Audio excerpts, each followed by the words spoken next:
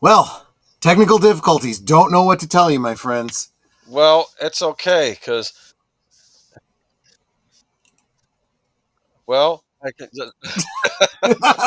Why is it okay, Boomer? I just started hearing my echo. Okay. No, because May the 4th be with you, huh?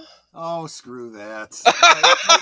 You Dumb. That's more of a made-up holiday than, like, Valentine's Day. used to like Star Wars. What happened? Well, yeah, I'll tell you what happened. It was Disney that happened. That's what happened. We're all fine. Welcome, Big Al. What is he saying? Rest in peace, Ruth. Yeah, Ruth. Yeah. Ruth Busey. Buzzy. We'll be Exactly. talking We'll about talk her a about little that. bit. Absolutely. Chris P, welcome. Good evening, gents. Have a great stream. I'm outside doing some gardening and we'll be listening. Gardening at this hour? Well, what's his time zone? I don't know, but I always had digging a garden in the middle of night because maybe you have to bury a significant other under cover of dark. I'm kidding. There was an Unsolved Mysteries once, right, where this guy was digging a garden in the middle of winter, and the neighbors kept saying, "Why are you digging a garden in the middle of winter? Go mind your business." And of course, his wife had gone on to see her sister for a number of months, right, and they hadn't seen her. What was going on? He was burying the wife in the garden in the middle of winter. You Oh understand? gosh. It was such a bad episode. And like the police didn't know what happened to him. And like his nephew saying, "Look, I know he's my uncle, but I believe in rule of law. I'm sorry. If he did something, we have to bring him to justice." And he's all, and like they're interviewing everybody. And then like they do an update. Turns out the dogs didn't sniff far enough. He had offed himself in the woods like a little ways from where the dogs had decided to stop looking. Oh It my was gosh. such a bad episode of Unsolved Mysteries. Anyway, that's what you get instead of music tonight. Okay, you get to hear me reminiscing about a horrible Unsolved Mysteries episode. Welcome, Crispy. I'm sure you're doing gardening in the daylight or at night. Maybe you're sticking a potato in the ground or something. I don't know. But welcome everybody. Jessica Hardo. He could be digging a hole for his Star Wars Disney collection. Well, Right. I hate to say this. I don't know if I want to bring this up with you. It might be a sore spot. Did you purchase any Disney Star Wars merchandise before you turned on it? Well, I'll tell you, I still from time to time do buy stuff. In Because you can fact, repurpose it as other figures. That's I right. absolutely well, and they still do sell stuff that is, classic. Well, that's not the same thing. I meant stuff in the new trilogy, For like example, yeah. I went to purchase an item that went on sale from Hasbro today. It was a pre-sale, and it was a recreation of the old Sears exclusive Cantina, the 4 action figures, including the blue Snaggletooth. And I was gonna get it, but by the time I got there, it was sold out. Isn't that wonderful? All the scalpers got it, so it's probably going for $120 on eBay right now. Well, may the force be effing with you. Well, that's okay. The scalpers turned their attention to the Switch too. I'm sure with that. That was Very a fiasco. The very pre-orders possibly. for that. We didn't even cover that in the story section because I just didn't care enough. But man, that was a disaster. People not getting their stuff. People were going on like Target, Best Buy, Amazon, Walmart at the same time, and everything was getting screwed up, and no one was getting their Switch too. At the same time, though, everyone's complaining about the price. Why are you pre-ordering it? I'm just saying. Yeah, exactly. If you complain about the price and you buy it, then I don't want to hear you complain about the price anymore. You make a decision. You're either okay with it or you're not.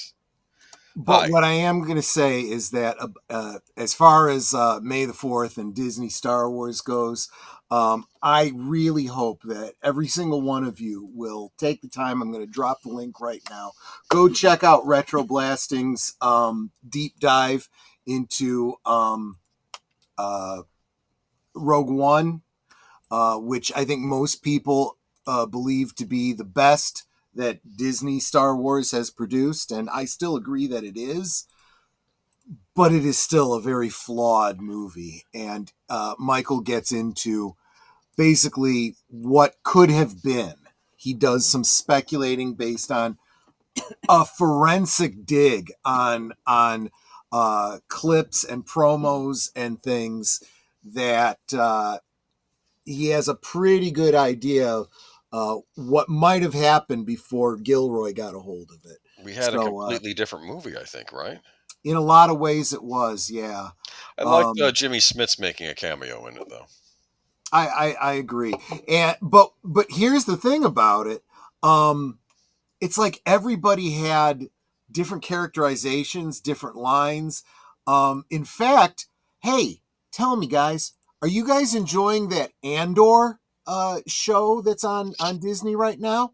Well, the speculation is that the character of Andor, as he's depicted, that was actually the characterization that was intended for Jyn Erso until Gilroy rewrote her. So what we should be having right now is a Jyn Erso series rather than an Andor series, but that might have made more sense, actually. Maybe that'll be coming later. Exactly. I doubt it. Well, not with the way Andor's doing now. It's not doing well. People are turning against Star Wars, at least Disney Star Wars. Well, and I mean that, turning against Disney because look, they just re-released the Revenge of the Sith and it did really, really well. So people like pre-Disney Star Wars. Yeah, that's true. Yeah, that people said it was a really good time in the theater too. Age Boomer, have you seen the video where Skeletor is promoting the Nintendo Switch 2? I have not seen that. I'll have to look for it. Thank you. Season 2 replaced Jimmy Smits with what? What are they talking about? Why? See, here's what I don't understand. Okay, I understand what he's saying. Okay, Andor season 2 replaced Jimmy Smits as I guess the King of Alderaan, right? They replaced the actor. Jimmy Smits, as far as I know, is still alive, correct? So I don't know why they couldn't get him back for a cameo on the Andor series. But they resurrect Peter Cushing as a CG creation instead of having a different actor play him in Rogue One. Nothing makes sense. I'm sorry. I'm fine. I'm fine. No, everything's fine. You're fine, but Disney's not fine. That's absolute certainty. Well, let's get into the presentation. Let's do that. We got a lot of news to cover tonight. I'm swearing we've had floods lately. It's weird. It's like a bittersweet thing happened this week that I've been waiting 10 years for, but finally happened. But I'll say what that is when we get to it, though. All right. Take your time. But Oh, right. I just got to change this to the presentation. My apologies. I forgot. I just had to click that little button there. There we go. Geeky Geezers. Mm-hmm. All right. And what the heck? Did I put that there? Is this from last week? Did I put up the wrong one? Either I gave you the wrong one. It says 4.6. Oh, that is wrong. Okay. Let me make sure I didn't send you the old one. But anyway, how y'all doing tonight? Oh, we're doing really, really well here. Double check to make sure you have the right one. Go with I sent you two. Go with the prior one. It's okay if we have the prior news story. Let me bring it up. Just bear with me, Vamp. Bear with us. Maybe I sent you one of the old ones by accident, but you should have two in there. One had an extra story in it that we decided to cut tonight because I just didn't feel like covering the Kingdom Come 2 reveals. I'm just over it at this point. But all the joys of a live show. You got it? Got it. Okay, yeah. Thank you. I think I did download the wrong one. Give me a second. It's all right. I might have given you the wrong one too. I don't know. But I'm just getting over a very difficult semester. Not a trimester, because, anyway,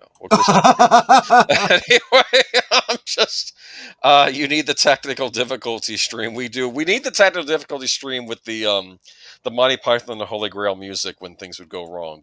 Right. And the show is already very funny, FKHC 2005, otherwise known as Tim. Otherwise known as I'm going to kick you in the... Look, man, we're just reminiscing, having a nice May the 4th. I'm gonna celebrate May the 5th. Hopefully tomorrow by going. I'm gonna take my mom out. We're gonna go see The Accountant 2. Have you seen The Accountant 1? I have not. I've heard good things, however. I enjoyed it. I rewatched that over the weekend, and I'm going to watch the sequel because I want to go to a movie theater and see a movie I actually want to see instead of nonsense. So there we go. Yeah. Speaker Good. connected. Look at that. Don't worry. It just may take a half hour for this thing to upload because it's so many slides. We have a lot of stories to cover tonight. We're going to end with some quotes from the great Mamoru Oshii, who.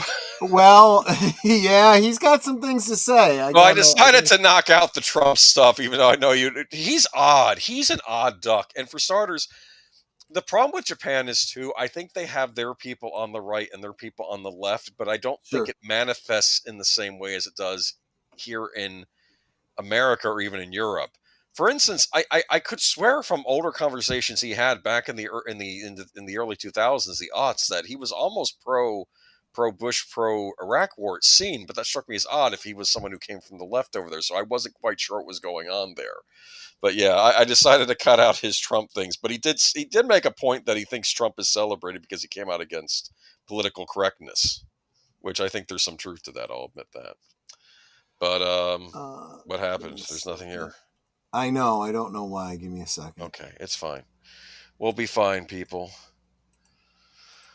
Real Wade Nation Gaming Clips, welcome. I believe Troy is going to be on with you soon for the Tron rewatches. I was on with him for on Saturday. Yeah. Oh, excellent. Okay. Troy, I switched Star Wars and doing Revenge of the Sith. Okay. That's wrong. I remember Revenge of the Sith. That had that had the story of, what was it, Darth Plagueis, as I recall. Darth Plagueis the Wise, yes. Darth Plagueis the Wise. When they were watching that weird opera thing. Why is it not showing at all? I don't understand. I don't know either. Do you need to create a new scene, maybe? I don't know. I've been having problems all day today. The outro wasn't playing when we came in. The intro wouldn't play. I don't know what's going on. Relax. We can always go without the presentation if need be. Oh, dad joke. Why did the angry Jedi cross the road to get to the dark side? Thank you, Geek Flag. Do you get that? Yeah. I'm not touching it. Can you? I'm going to do it. Does it work? I'm going to see. Look at that. Okay. Yes. Good old days. I'm not messing with it now. Jeez. It's okay. Chill out. We could use a laugh in, let me tell you. Well, that's because you have. Now, I remember this show vaguely. This is our good old days. And I'm trying to explain to you kids what Laugh-In was. I believe it was a sketch comedy show, almost like a proto Saturday Night Live. Is that right? No. Okay. Well, no. It's proto Monty Python. I guess that's not a bad analogy. There's similarities to Monty Python. There's a lot of inspiration from vaudeville. Let me kind of get into it. I got my notes here. I got myself, at least this part I got together. So Rowan Martin's Laugh-In, or eventually you just end up calling it Laugh-In, was a sketch comedy show that ran from 68 to 73 on NBC, hosted by straight man Dan Rowan and dumb guy Dick Martin. Those were the characters they played. Think like Laurel and Hardy. Think Martin and Lewis. That kind of a dynamic. Originally a one-time special on September 9th of 1967, it was such a success that it was brought back as a series, replacing, sorry, Netter, The Man from U.N.C.L.E. Yeah, I know. The title of the show was a play on the 1960s hippie culture love-ins, derived from the sit-ins common in protests associated with civil rights and anti-war demonstrations of the time. In the pilot episode, Dan Rowan explained the show approach being how they wanted you to sit back and laugh and forget about the other ins. The show featured Gary Owens as the on-screen radio continuity announcer and an ensemble cast. Ruth Buzzy was part of the ensemble throughout the show's run, while others included Judy Carney, Harry Gibson, Goldie Hawn, Artie Johnson, Joanne Worley, who we featured in a special in remembrance on this channel a while back. Alan Suze, Lily Tomlin, Dennis Allen, and Richard Dawson. Richard Dawson, you might remember from the Family Feud, or from was he? It was The Running Man. Hogan's Heroes. Hogan's He Heroes. might have been in Hogan's Heroes. He was in The Running Man with Arnold. He was in Running Man. Well, Dawson, Richard Dawson. He was in Hogan's Heroes. Yes, thank you. Oh, if you want an interesting Family Feud. If you want an interesting movie about Hogan's Heroes, you can watch the movie Autofocus about Bob Crane. Okay. It's a little disturbing. Laugh-In was designed to be very lightly structured and consisted mainly of short comedy sketches. Some of these would reappear multiple times throughout an episode with variations on a theme, while others involved recurring characters created by the cast. In others, the cast members and guest stars would simply appear as themselves, delivering jokes and reacting to the previous sketch. In addition to the announced guest stars or stars of the evening, some recurring guests would appear unannounced multiple times throughout a season. A trademark of the series was its blackout sketches, often involving rapid-fire cuts between two or more scenes or camera angles set to a 6-note musical string.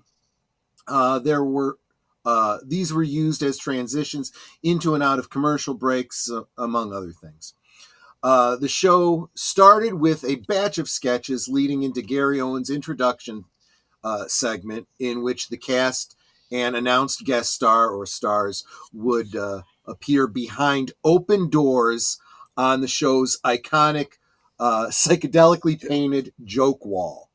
Owens would also insert offbeat lines in his monotone deadpan style in the introductions and occasionally throughout the episode, generally facing a microphone to his side with one hand cupped over his ear. After more short sketches leading into and out of the first commercial break, Rowan and Martin would walk in front of the show's home base set to introduce the show and have a dialogue generally consisting of Martin frustrating Rowan by derailing his attempts to do a proper introduction via misunderstanding or digression, or, like us, because of technology. Eventually, Rowan would end the introduction and invite the audience to the cocktail party.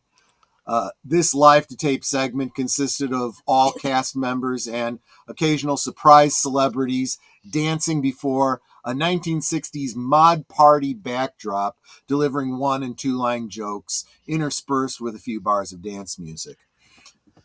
Another weekly segment was Laugh-In Looks at the News, which began with the female cast members singing the segment's opening theme in a different costume set piece each week, often with the help of the guest stars.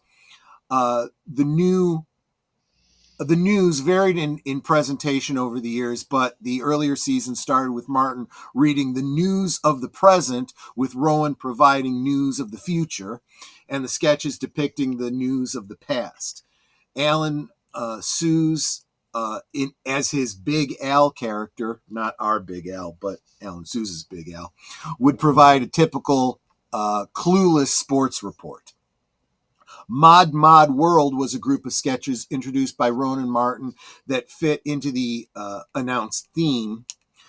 This segment is notable for being interspersed with film clips from some of the female cast members, most frequently Connie and Hawn, performing go-go dancing in bikinis to the segment's burlesque-inspired theme, with the camera periodically zooming into jokes or images that had been painted onto their bodies. The segment also usually included an additional musical number based on the topic, performed by cast members at the beginning and the end of the segment, as well as in short bridges between the sketches. At the end of every show, after a final dialogue, Rowan would turn to his co-host and say goodnight, Dick, to which Martin would reply, "Good night, Dick," leading into the final joke wall segment. The cast would pop out of their doors and either tell a joke to the camera, to each other, or to Rowan and Martin, who stood in front, or just yell out, "Good night, Dick."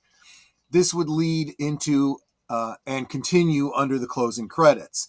There would be one final batch of sketches, including a closing appearance from Owens. Up until the finale of season 4, the last gag would be Artie Johnson's character, Wolfgang, the German soldier. He would slowly rise from some plant, look into the camera, and say with a thick German accent, "Very interesting." This would bring the episode to a conclusion. Almost. The very last thing the television audience would hear is one pair of hands clapping several seconds after the credits had rolled. This was the conclusion of almost every show up to the season 5 finale. For season 6, the television audience would hear a woman laughing. That was Ruth Buzzy, very strangely long after the credits had rolled. Now, there's 2 segments that I remember very strongly. Very difficult to explain, but I'll see if you get the shtick. These were recurring. "Sock it to me." Judy Carn was often tricked into saying the phrase, "It may be nice wine to you, but it's sake to me." Or, of course, it would be pronounced in the American sake. So, "sake to me." If you remember, if you are a little bit younger than we are and you remember the Canadian show You Can't Do That on Television, Yes. They had a very similar shtick. If you said, "I don't know," you'd get hit with green slime. If you said water or wet or anything like that, you'd get hit with a bucket of water. If you said "sock it to me," which the inevitable result would inevitably result in her or other cast members falling through a trap door, being doused with water, or playfully assaulted in various other manners. Thus, "sock it to me." The phrase was also uttered by many of the cameo guests, most notably Richard Nixon. Look for that one out there on YouTube. Holy Richard cow. Nixon on stage going, "Sock it to me," though they were almost never subjected to the same treatment as Carney. The phrase was retired after Carney left the series. In the last season, where Alan Suze was a regular, he would be the one who got water thrown on him after a ticking alarm clock went off. Now, the other sketch that I remember, here we go. I trust my audience not to be, snowflakes. I know you guys can handle the humor. Stay with me, folks. If you don't like it, feel free to hit the thumbs down. That's fine. Here comes the judge. The judge, originally portrayed by British comic Roddy Maud Roxby, was a stuffy magistrate with a black robe and oversized judge's wig. Each sketch featured the judge trading barbs with the defendant brought before him. On delivery of the punchline, he would strike the defendant with an inflated bladder balloon tied to the sleeve of his robe. Guest stars Flip Wilson or Sammy Davis Jr. would introduce the sketch saying, "Here come the judge." I can't speak in the vernacular, which was a valuable catchphrase, which was a venerable catchphrase by nightclub comedian Pigmeat Markham. Surprised that his trademark had been appropriated, Markham asked producer George Schlater to let him play the judge himself. Schlater agreed, and Markham presided for the first half of the second season. After Markham left, the sketch was briefly retired until Sammy Davis Jr. donned the judicial robes and wig during his guest appearance, making the role his own. The character was introduced as the Right Honorable Samuel Davis Jr., or Right On for short. Right On. Okay. Davis introduced each sketch with a spokesman verse like, for example, if your lawyer is sleeping, better give him a nudge. Everybody look alive, because here come the judge. Davis would then strut off the stage chanting, "Here come the judge, here come the judge." Huh. And yeah, that was Rowan Martin's laughing. I kind of can't even cover it all. I'm just giving you the basics. I would encourage people. There are clips of it out there on YouTube. I'm sure there's stuff all over the place. Yep, there's Lily Tomlins and Owens, and yeah. They used to have it on Nick at Night, right? I believe they show it. They did run on Nick at Night I think that's where I saw it. Yeah. And when I did, of course, there's a very, very young Goldie Hawn as she appeared throughout her time on the show. She played the ditzy, silly blonde, high pitched. She had this great giggle, very mod haircut. Yeah, they're little nods to the show in the first Austin Powers movie. I remember. I'm sure there are. I remember there was even a scene where I think Austin Powers is giving sake and he says, "Oh, sake it to me." He says that, Yeah. To me. Well, see, that's where it came from. He literally is lifting that joke. No snowflakes here, he says. No snow. I appreciate that. I appreciate that, Nate. Because the underlying theme, if you were paying attention to who I was saying played the judge, it was always a racially based thing. But, guys, it is okay to laugh about our differences, okay? That's good-natured. That is not ist, okay, guys? Yes. Can we agree on that? And past all that crazy. I believe that's Goldie Hawn, and to the right is that is Ruth Buzzy. She was ubiquitous in the 70s. Of course, most people knew her from this. Yeah. And look, all of these Art Carney was another one. We'll talk more about it when we get to the next segment. Let's go on. And why were we talking about Rowan Martin's laugh? Unfortunately, we have some news for tonight. Let me go over to it now. Unfortunately, Ruth Buzzy, laughing comedian, dies at age 88. I'm telling you, we are losing. I feel like every week we're losing one of the classics, and it's unfortunate. It is so acute in my opinion because, it's always going to be a tragedy when we lose people that were so much a part of our childhood, our history, that we have fond memories of. And that were such classic entertainers. The biggest problem is I don't see the talent coming behind them. Actually, when it comes to comedy, even if the talent exists, you're not allowed to be funny. I had to make all of these protestations as I was trying to talk about the one segment that might be culturally insensitive these days. Darn it. Comedy has to offend if it's going to be really, really funny. I think we had a lot of up and coming comedians. I think many of them got canceled. Yeah, or they canceled themselves and said, "I'm not even wading into this." I remember the actor who I forget his name, but he was on Silicon Valley. He was on he was in the Deadpool movies, the first two. He was the guy with the hair and the beard and all that. I thought he was like a modern day like Jim Belushi or I honestly feel like people look for reasons to be offended and look for reasons to say that person is bad because.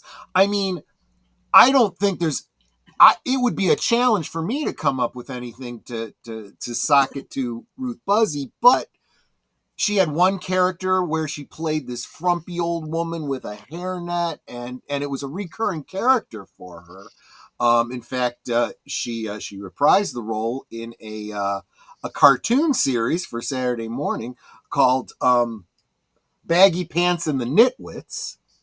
I don't know if that's mentioned in this article, but it's a fond memory of mine. Art Carney reprises one of his characters in that cartoon as well. And I could see people, getting bent out of shape. She's playing an old woman, and that's offensive to old people or Oh, something. I don't know. please. You know. Ruth Buzzy, though, she has died at age 88. The actress best known for a Golden Globe winning and Emmy nominated stint on 1968-1973 sketch comedy series Rowan and Martin's Laugh-In. Her family announced the news of her May 1st death in a post on Facebook, sharing that she died peacefully in her sleep at home in Texas. Buzzy had been in hospice care for several years with Alzheimer's disease, the post revealed. Buzzy suffered a series of strokes in July 2022 and left her bedridden and incapacitated, according to her husband Ken Perkins, who kept Buzzy's friends and fans updated via Facebook.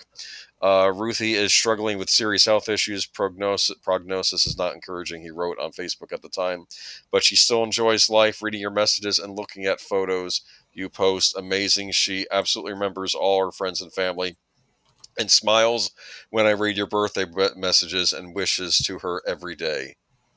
But it's interesting. He goes on to say, share details of this year. She doesn't want a cake. She wants pie with candles again, like last year, but not chocolate meringue this time. Apple crunch pie with vanilla ice cream. Well, she knows what she wants, I guess. Yes. But no, I mean, we'll miss her. I mean, she, like you said, she was a mainstay in the 70s, though. I did want to leave, though. Buzzy and Perkins did not have any children, which she joked about in 2015 tweet. I would have probably had kids, but my cat's allergic. That's the kind of joke that I would imagine her. I know it's sad though, but the thing is, the problem with comedy these days is people are afraid to make comedies because of getting canceled. I mean, look well, at Jerry Seinfeld was talking about that all this time. Look at the joke you just shared of hers, right? Yes. She's taking something that probably is pretty painful in her life. Probably. And how do you respond to it? You make a joke. Yes, that's what you do. This is and this is why you'll see so many, for example, overweight comedians make fat jokes, and that one comedian that Netter really likes will make little people jokes because he's a little person, right? And he uses the struggles he has in his own life and makes fun of it, And what ends up happening? People that aren't of that type, they learn something about your life. And there's understanding, and they, will not be, as reticent to talk to you and come up to you and say, "Hey, how you doing?" Whatever. I don't know. Geek Flag with Nate No says you didn't have to mention me, Netter, but that story, but I appreciate it. No, that's okay. Well, you submitted it to us. We might have missed this if not for your suggestions. Feel free to suggest people if you have something that we might be overlooking. Absolutely. But rest in peace, Ruth, and check out her stuff. You'd be amazed what you can find on Tubi. I'll say this. She was one of those. If you go through the IMDb, I was looking back and realizing how many things I had seen her in. And probably at the time, it's Ruth Buzzy. She would guest star on Love Boat, and I don't know, just Fantasy Island. I'm sure she showed up on Fantasy Island. Geek Flag has decided to continue on with Midget Please. Midget Please. Yeah, exactly. I saw that. I just started laughing. Exactly. Welcome, Curtis Selby. All right. Oh, welcome, Curtis Selby. Yep. Oh, so speaking of, being offended so easily. This is a little ridiculous. This reminds me of the story that, let me read this story and then we'll get into it. Why Disney censored an episode of Gargoyles. Although Disney released Gargoyles in 1994, the show could not be more dissimilar to the whimsical production company. The animated show follows a group of nocturnal gargoyles who transform into vigilantes as soon as the sun goes down. Thus, the series handles a lot of different themes, most of which could challenge any popular superhero show.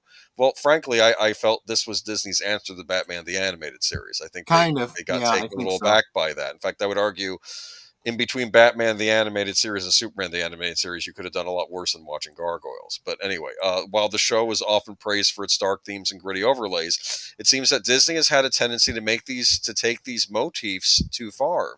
Very early on in season 1, a thought-provoking episode was censored, which essentially weakened its entire message. Yet a lot of audiences have noticed that the original cut is available to stream once again, emphasizing the show's overall impact. In season 1, episode 8, Deadly Force, Broadway becomes obsessed with the latest Western movie and spends most of his days imitating the leading man.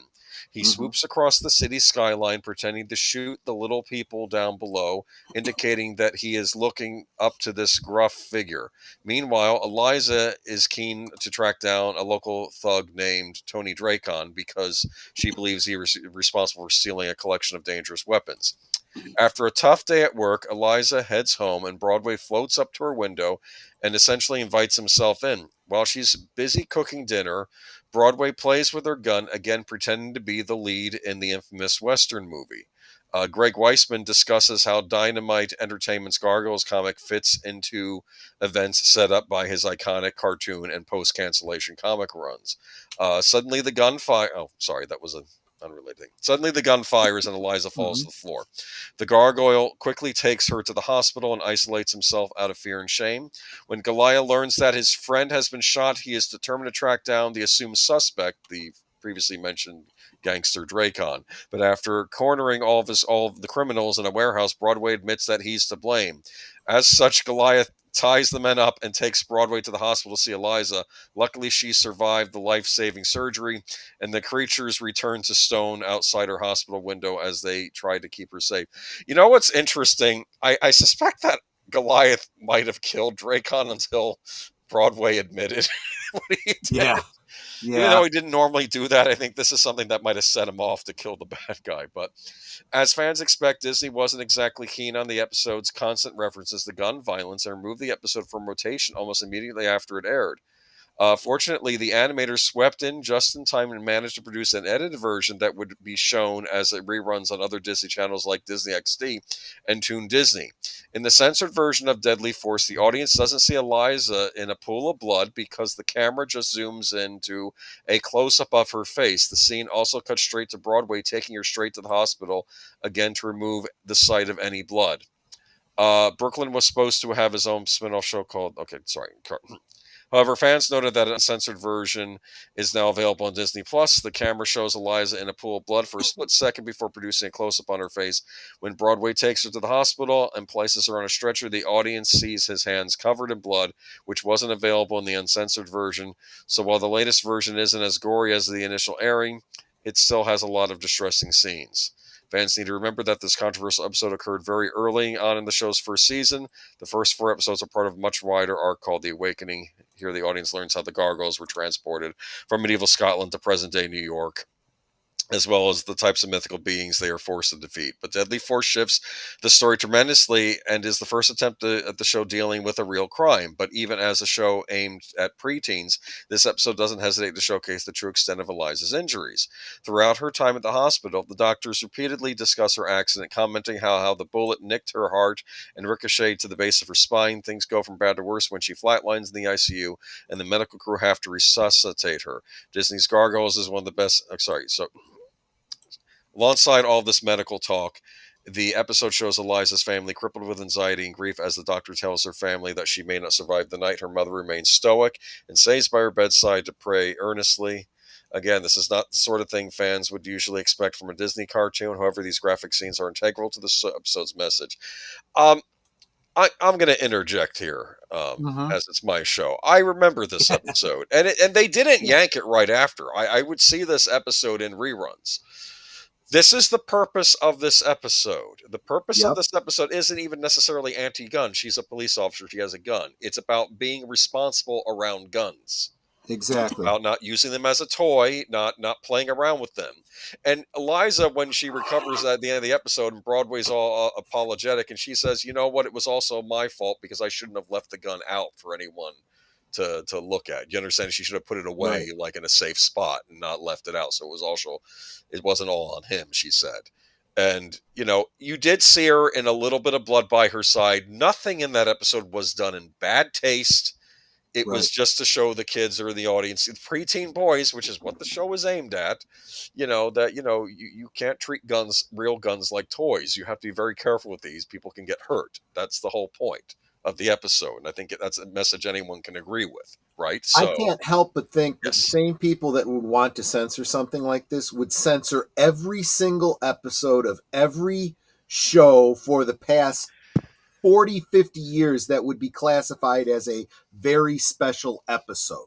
yes, All of them, as cringy as they probably were, and preachy as they probably were coming from a very good place with a very good message. yeah. You This is know? kind of the very special episode of Gargoyles in a way, Yeah, but it yeah, wasn't. It exactly. wasn't badly done, though. In fact, Stanley made a thing that he once did an anti-drug Spider-Man comic to, like Peter Parker's friends, thinks gets high and thinks he can fly, and Peter Parker has to knock some sense into him as he tries to jump out a window. And it's supposed to be an anti-drug element in a larger story.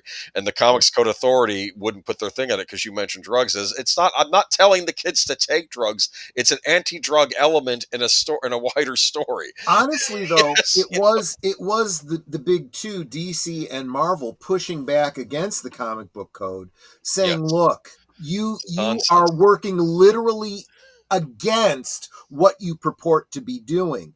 And stories like that, Iron Man's Demon in a Bottle storyline, the introduction of Speedy doing heroin. That's You right. know, I remember I that. mean, there was a lot of those kinds of stories where a lot of the censor hounds started to go, yeah, you can't do an anti-drug message if you don't talk about drugs. So, just not talking about it is actually doing more damage Yeah. than addressing it.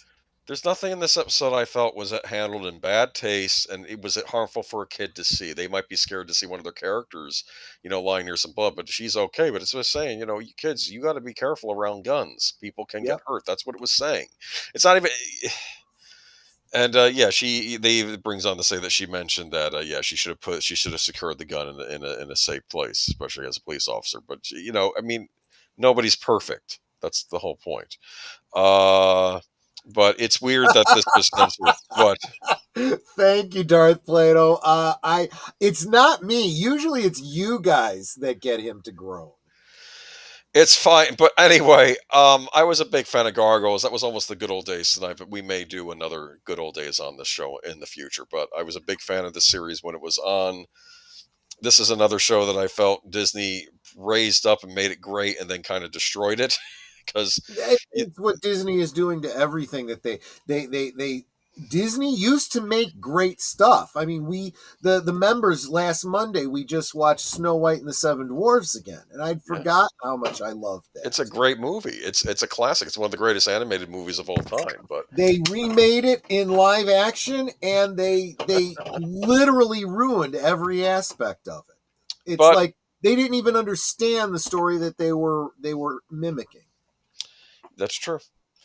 But I remember though that the creator of this show made a point that he didn't realize how much creative control Disney actually gave him over the show until he finally had Yeah. an argument with him and had to leave. But he it's a lot of quality writing on this cartoon series. It's one of Disney's best creations, actually. I Yeah. loved what you were saying about the description of that episode. How does it? Because after when the sun comes up, they turn to stone, right? Yes, yes. They're And also where do they turn defenseless. to They're stone? defenseless in daytime. If you bust them up, they'll be dead. They won't come back. Like Right. you just shatter them. Yeah. Go ahead. Where do they freeze? They're outside of her window protecting Yes. her, Yes. I which like. is what a gargoyle does, right? Yeah, they're protectors. They made this point. They're protectors. In the first season, they protect the medieval castle, even though the princess and the I guess the wizard in the castle they're very distrustful. They say these are unnatural creatures, but they're protecting the castle from the invading Vikings. And I'm not going to spoil it. It's a show well worth watching. The man who created it was the remember the Spectacular Spider-Man cartoon series, same Sure. showrunner Mhm. that did this show. Oh Yeah, yeah, it doesn't surprise me. quality right. He also worked on Young Justice. Yeah. Jonathan Conroy says the censorship hires need to validate their paycheck. It is getting worse in the live action games. uh, live action games takes the fun out of the game. Yeah. But I'll tell you, I do see it turning around. As the current administration begins getting rid of wasteful spending, laying off people that have redundant jobs and so forth, and specifically getting rid of all DEI Did policies you and departments, you're starting to see it happening at companies too. did So you hear, you're going to see a lot of this did you hear changing. one of the Yeah. latest investigations was a bunch of money that was given to I want to say it was like alpaca farmers in I guess like El Salvador or something, like they were giving money and they were like, Yeah. yes, okay, and that's a lot of money to give them, yes, but it never even reached the farmers who were supposed to be, No, and getting it these usually never alpacas. does. And So that's the even if you were in problem. favor of that, it doesn't get out to the people they're saying it's getting out to. And and people need to keep in mind for all, and I'm kind of getting off on a tangent here, but you brought it up. Everyone's upset with Doge. Like, suddenly Elon Musk has some kind of power. That's not what Doge is doing. They're just shining the light on it. And it's Congress and the president that are acting on it the way the Constitution says we're supposed to. So, Yeah. Madanu asked, didn't that episode not air originally? I can only speak from my personal experience. I was in Florida at the time. Perhaps they didn't air it in other states. Some states get skittish about stuff, but I know in Florida it aired, and it aired a few times. I remember seeing it because back in the day we didn't have streaming, so you would just watch the reruns when they came on. Oh, is it a new Gargoyles episode? Oh, it's a rerun. Well, I'll watch it anyway. What else am I going to do? So I remember seeing it at least a couple times on live TV, so I remember it. but I agree with what you say about Disney and how they treat their properties, Gargoyles being one. And we were just talking about live action remakes, and you know, um, I'm, I hope that's some CG image someone made with AI or something. Just I hope that's not from the I, actual show. I'm pretty sure it is. But honestly, do you Oh, expect Disney to do any better? I'm worried about this being live action. For starters, one thing I didn't understand when Disney acquired Marvel, why Uh, not just integrate gargoyles into the Marvel comic universe? I think they would fit in well there. I think you could make that work, but that's just me. yeah. One okay, so this is a quote from the show. But 1,000 years ago, superstition, the sword ruled. It was a time of darkness. It was a world of fear. It was it was the age of gargoyles, stone by day, warriors by night. Yes, okay. Following months of anticipation since its official announcement in October 2023, it seems the live-action adaptation of the beloved '90s animated series Gargoyles remains in development for Disney Plus. The project unites the creative forces of Gary Dauberman and James Wan's Atomic Monster, the production banner known for their successful collaborations on the Annabelle horror franchise. Now, I'll Hmm, say this for James Wan himself as a director. I'm not saying necessarily for everyone that works under him, but I think he's a competent director. I always have. But yeah. Dauberman, who will helm the series as writer, executive producer, and showrunner, recently offered an encouraging update on the project. Speaking about the adaptation, the screenwriter also co-penned the screenplay for the recently released live-action Until Dawn video game film, emphasized his intention to capture the essence of what made the '90s after-school cartoon special. Oh yes, another beloved piece of IP, the new iteration of Gargoyles. The show was already pretty dark in that it was serialized, it was a mature thing, it's operatic, and the story was so epic, Doberman stated. He further elaborated on the desired atmosphere, saying, I'm hoping it's very similar to the vibe you get when you're watching it back in the late '90s. I just love that half hour of television falling into their world. I'm hoping we achieve that. It's a lot of fun, though. It's a thrill. I've heard nothing in these statements saying that he's ever seen an episode of the show. I'm sorry. Am I being too cynical? No, I A mean beloved you're piece of IP? That's like yeah. something someone in a marketing room would say. I don't. It exactly is, and I mean, it sets my teeth on edge when someone refers to it as content or a piece of IP. Okay. Um, If you watch Gargoyles, there's a lot of references to Shakespeare on the show. Did you know yeah. this? Mm-hmm. Macbeth is a recurring antagonist on the show from the Shakespeare play, though they do his story differently on Gargoyles. It's kind of like the play in reverse. It's kind of neat how they play around with it, actually.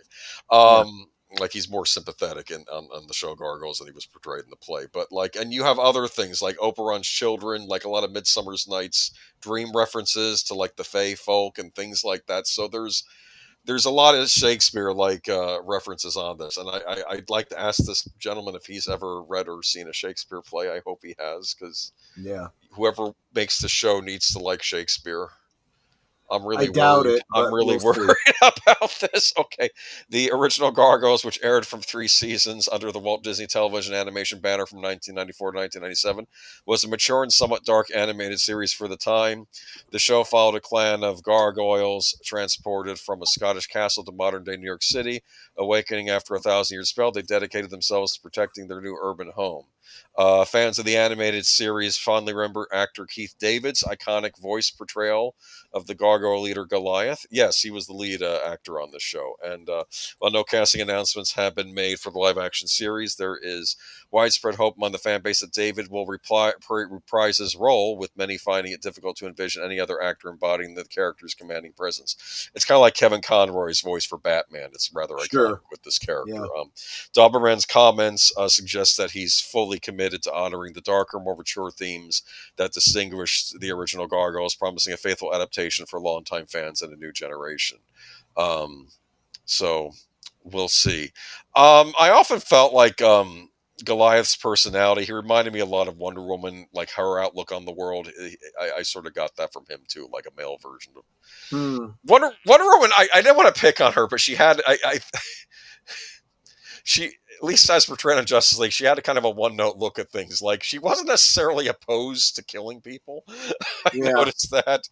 I think she did it out of respect for the Justice League and the fact that she's in the human world now. We don't do that thing. But I think, personally speaking, I don't know. Like there's one scene on Gargoyles where there's Macbeth keeps attacking them over and over again, and Goliath finally Goliath attacks Macbeth and punches him through his stomach, and like, instead of it, but then you realize it's an android of Macbeth. It's not the actual Macbeth, but basically it looked like he was killing this villain that's been and did he know at the time that it was he an didn't. android?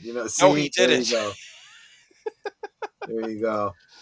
Actually, he was set up. John Rhys Davies played the voice of Macbeth. The main villain, the main antagonist on the show, David Xanatos, was voiced by Jonathan Frakes, and the other big villain was Demona, who was a gargoyle that basically went evil. Her name was Marina Sirtis played her.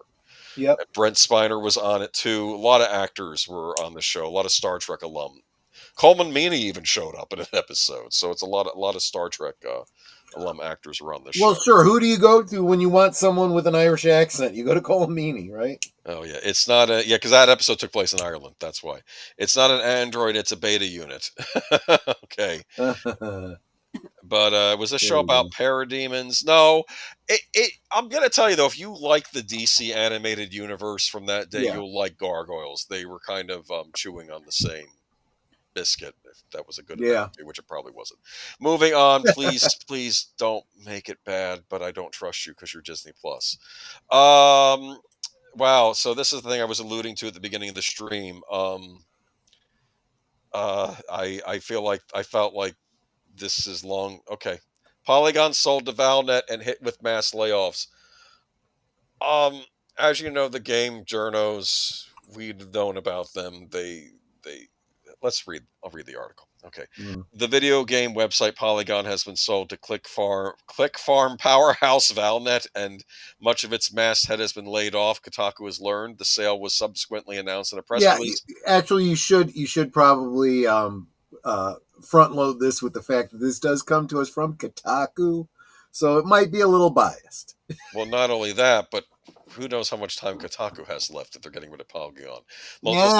Basically, it's over for the video game journalists, and considering the fact that I feel they made the gaming hobby and many gamers' lives miserable for the past 10 years, I'm sorry, I'm not sympathetic. And I have to say that the new modern game journalists, we can praise them with the success. Well, they're the YouTubers, like Smash JT and so forth. Yeah. They've actively called out these journalists, and the chickens are coming home to roost, as they say. Yeah, I'm no longer with Polygon. If you're hiring, please consider the many talented writers and editors now in the market. Posted Polygon co-founder and EIC Chris Plant. Every one of them deserves a spot on your staff. I won't be talking more about this sale because I wasn't involved. Going to hang out with my kid, taking wins when I can. All right, thank you.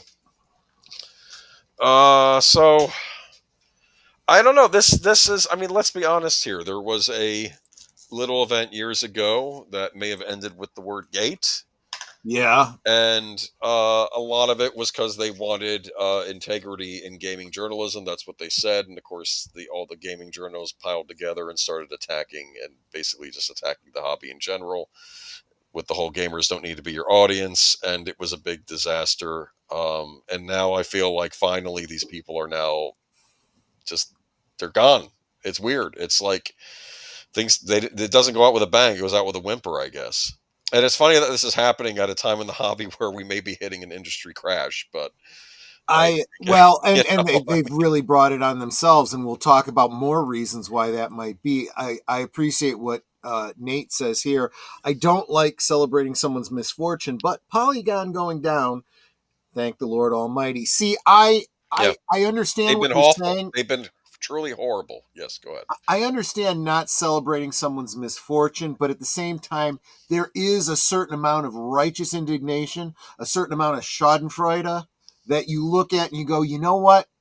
You got this coming to you, and it's as satisfying as lancing a boil. No one likes that. It's disgusting. It's painful, but the relief you feel is immeasurable. That's what this is like. I've heard other sites have been hit too. Like a root canal, yeah. It's hard to go through, but once it's done, the relief is a blessing. Stone cold gaming journalists effed around and found out. Yeah, but it took how long for this to happen? This should have happened years ago. I had no idea how they were making money. They were just writing opinion pieces, inserting politics in everybody and shaming the audience, and it took this long. And I'm probably being too nice on them, to be honest with you. I think they were probably a lot worse than what I'm letting on here. And it's been a long time coming, but basically they don't provide a useful service, and it's over. Time to go. It may sound like a divergence, but it's really not. I was talking earlier about the Rogue One piece that Retroblasting just put out. And one of the things he was talking about in the after party was that a lot of the sources he was going to phrase things, and he was getting, raw material from them and information. And he understood, because of the tone that they were using, that they were authoritative. And he started using a lot of their material only to realize they were just taking opinions and expressing them as facts. He had to go back and reevaluate everything he had looked at, and redo large segments of it as his research as he was doing this and reframing that. And in his own thing, he's like, I make it clear when I'm expressing an opinion and when I am or a supposition. I this is the facts I have, and this is what I'm guessing based on those facts. Yes. But that doesn't make them facts in and of themselves. No, it doesn't. Like Troy and I have our own opinions too. And we do try to report on. I mean, I would argue this is an opinion show anyway, but I don't. Yeah. Well, I mean, we bring you the news as someone else has reported it, and then we give our opinions about it. But how biased or unbiased those sources are, we try to mediate that. I pointed out at the beginning of this one, this one's coming to you from Kotaku, so take that as you will. Yeah, very interesting. I mean, I don't know if anybody care at this point, but I know that the main guy, Jason Schreier, he ended up working for either Forbes or Bloomberg. I think he moved on to there, so he got out while the getting was good. To be fair, some of the stuff he did was good, but he was just then they were just attacking gamers all the time. Gamers don't need to be your audience. That was what they said in the aftermath of the whole Zoe Quinn thing, and You know, I mean, it almost feels bittersweet at this point though, because I feel like the hobby in general is starting to sink now anyway. So it's like, Yeah, you and know, the journos have been a big part of it, but yeah, there's other other things things too. For too. example, Oh yes, Grand Theft Auto 6 has been postponed. Hold on, I went back. Here we go. Grand Theft Auto fans will have to wait another year to get their hands on the latest version of the popular video game. The re-release of Grand Theft Auto 6, the latest installment of the series, will be pushed back to May 26, 2026. Rockstar Games said in a statement on Friday the game was expected to be released later this year. We are very sorry for in that this is later than you expected, Rockstar Games said. With every game we have released, the goal is always to try and exceed your expectations, and Grand Theft Auto 6 is no exception, the company added. We hope you understand that we need this extra time to deliver at the level of quality you expect and deserve. Grand Theft Auto, commonly referred to as GTA in the community, has sold millions of copies worldwide, but fans have been waiting for more than a decade for a new title. The most recent version game, Grand Theft Auto 5, was released in 2013 and sold over 200 million copies. Analysts have predicted that Grand Theft Auto 6 could end up being the most lucrative entertainment industry launch ever, although the delayed launch could dampen revenue in the near term. Analysts from Wedbush Securities said in a research note that they expect 6.35 billion in sales for fiscal year 2026 versus previous estimates of 8 billion. However, they say the delay will not have an impact on the lifetime sales of Grand Theft Auto 6. The game is expected to retail $80 or higher, or in the same ballpark as recent Nintendo and Xbox products, Wedbush predicts. When it does hit shelves next year, fans will meet its first ever female protagonist, Lucia, who is incarcerated at the start of the game and later appears with a male partner, as seen in the 2023 trailer, which has amassed millions of views. I'm assuming this is their take on Bonnie and Clyde. That's could a be. Yeah, guess.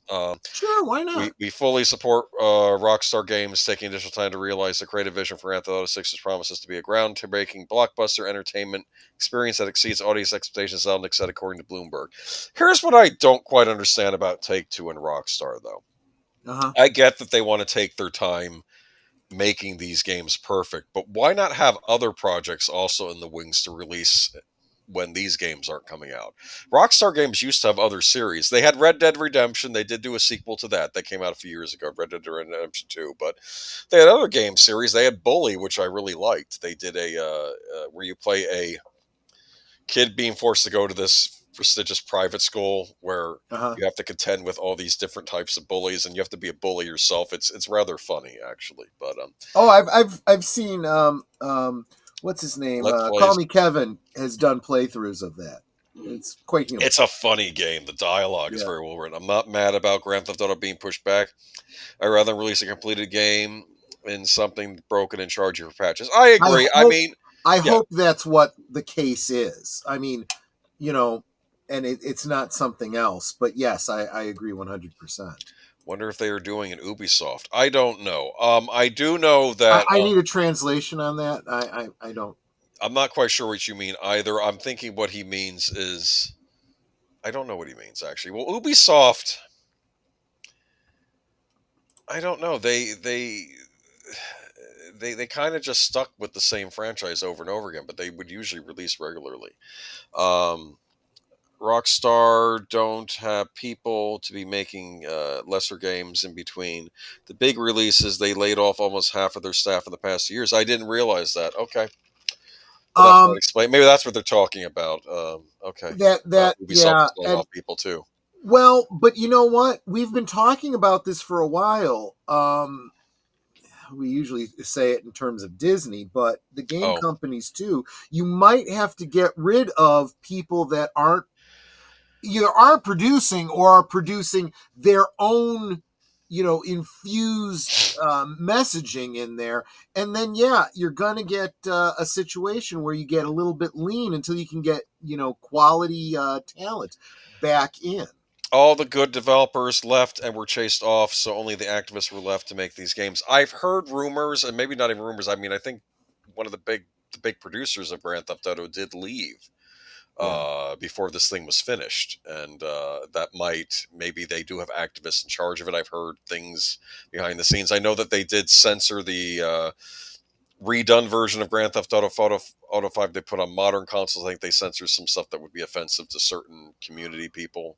Even though Grand Theft Auto kind of makes fun of everybody, that's the point. It makes fun of all different types of people. Look, as time goes by, not only do we get more and more confirmation of the adage, it is becoming more and more true. Go woke, go broke. And we are seeing this with movies. We are seeing this with games. They're putting out stuff, and people are sensitive to it now. Look at what happened to Snow White. Okay, come on. People are, and it's not just that.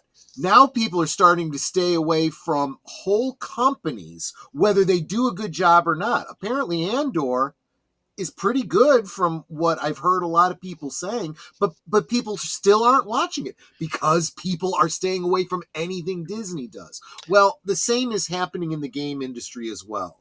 But good games are doing well, but if there's any indication that it is corrupted by, modern audience, cultural Marxism, people will not buy it and they will not play it. Rockstar has a very good reputation. They have one of the best reputations of any game very company easy out there. to ruin a good reputation. But it won't affect the sale, at least at launch. It would do. Of course, Grand Theft Auto is the kind of game people will buy over and over again. They get a new console, they'll buy the version of it for the new console. They've re-released. This is why I encourage people to not buy something on the first day. People are going to be rushing to buy this thing. Then you're dumb. No, you don't understand. You're going to get the one that needs to be patched, that doesn't work. Okay. And then you find out, oh, this game sucks. I wasted my money. This is like telling people not to go see The Force Awakens or The Last Jedi when Star Wars. This is that big of a game series. I understand that, but now people are actually doing that. They are not seeing things opening week. And if it turns out to be good, everyone is surprised when the movie does even better on its second week. This is becoming more and more the norm. I think sense and sensibility is starting to take over. Anyway, no, GeekFlag brings a point.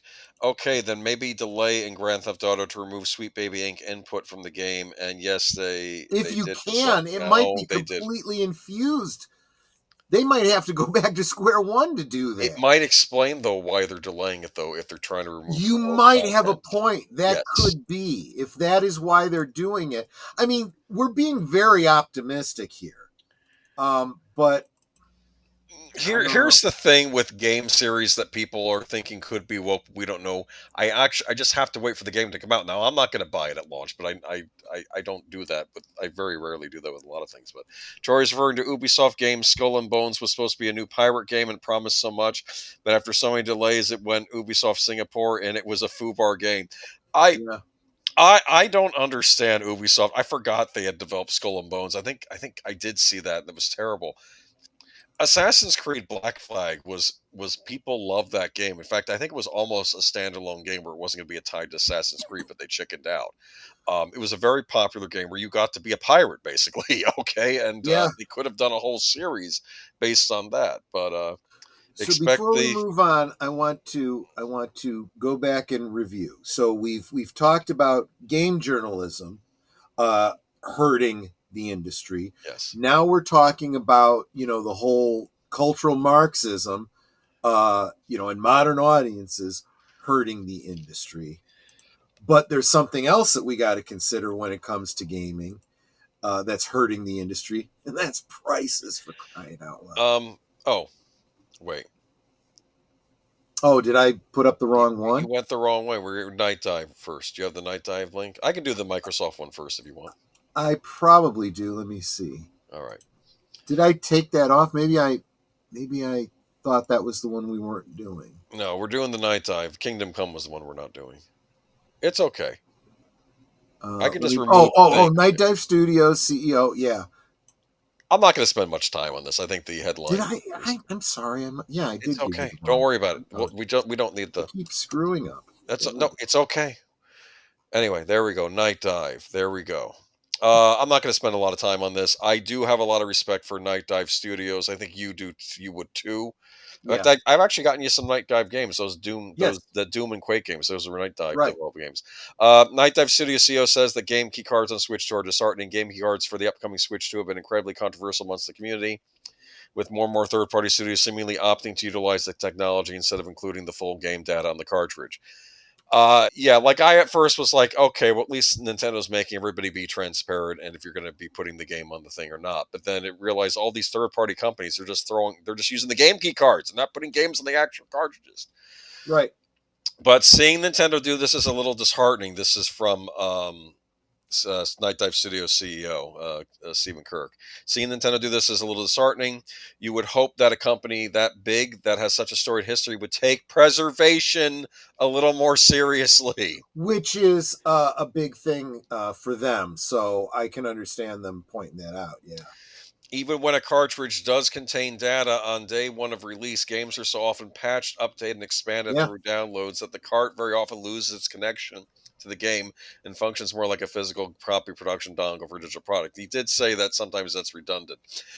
Um, I did find out though there was another YouTuber, I forget her name. I wish I could give her props, but she did cite from a site, I mean from an article saying that about 93% of disc release games on consoles are actually playable without the internet. It's only a few that you require those forced downloads where you have to download half the game. She was trying to make a point that it's actually not as dire as we've been led to believe. But now that Nintendo is doing this with the game key cards, I think this is going to make things worse. Well, it depends on how the market responds to it. Don't buy them. You go out and slovenly throw your money at it, the first day, gotta have it. You know what? You're enabling them, and you can't complain. Yeah. Well, here's the thing. You're saying, Darth, very glad I didn't touch any of this stuff, but this stuff is yet to come out, these game key cards. These are going to be coming out with the Switch too. Believe it or not, a lot of Switch games, the games are on the actual cartridge you buy. And to be fair, I think I was picking a couple weeks ago because I bought the Spyro collection on PlayStation. It required this huge download, which means the game wasn't on the disc. But most games that get released on these discs, they're on the disc in some form. So, but I'm worried that's going to change, especially as companies start forcing us, to download stuff, and they're trying to go this whole digital route with everything. I heard EA Games laid off some 200 employees, which also include most of the people working on Titanfall 3. Yeah, EA's been a disaster lately. Because they keep releasing games nobody wants to play. But with respect, we reject, says Geek Flag. Let's go to the Microsoft article. I don't have an actual picture of the article. I have a picture of Daffy Duck with a huge thing of money because, frankly, this is what Microsoft reminds me of right now. All right, so Microsoft is raising prices on Xbox by a lot. This kind of shocked me because typically, as the console generation goes on, the console price usually gets reduced in value to sell more consoles. Do you understand? Right.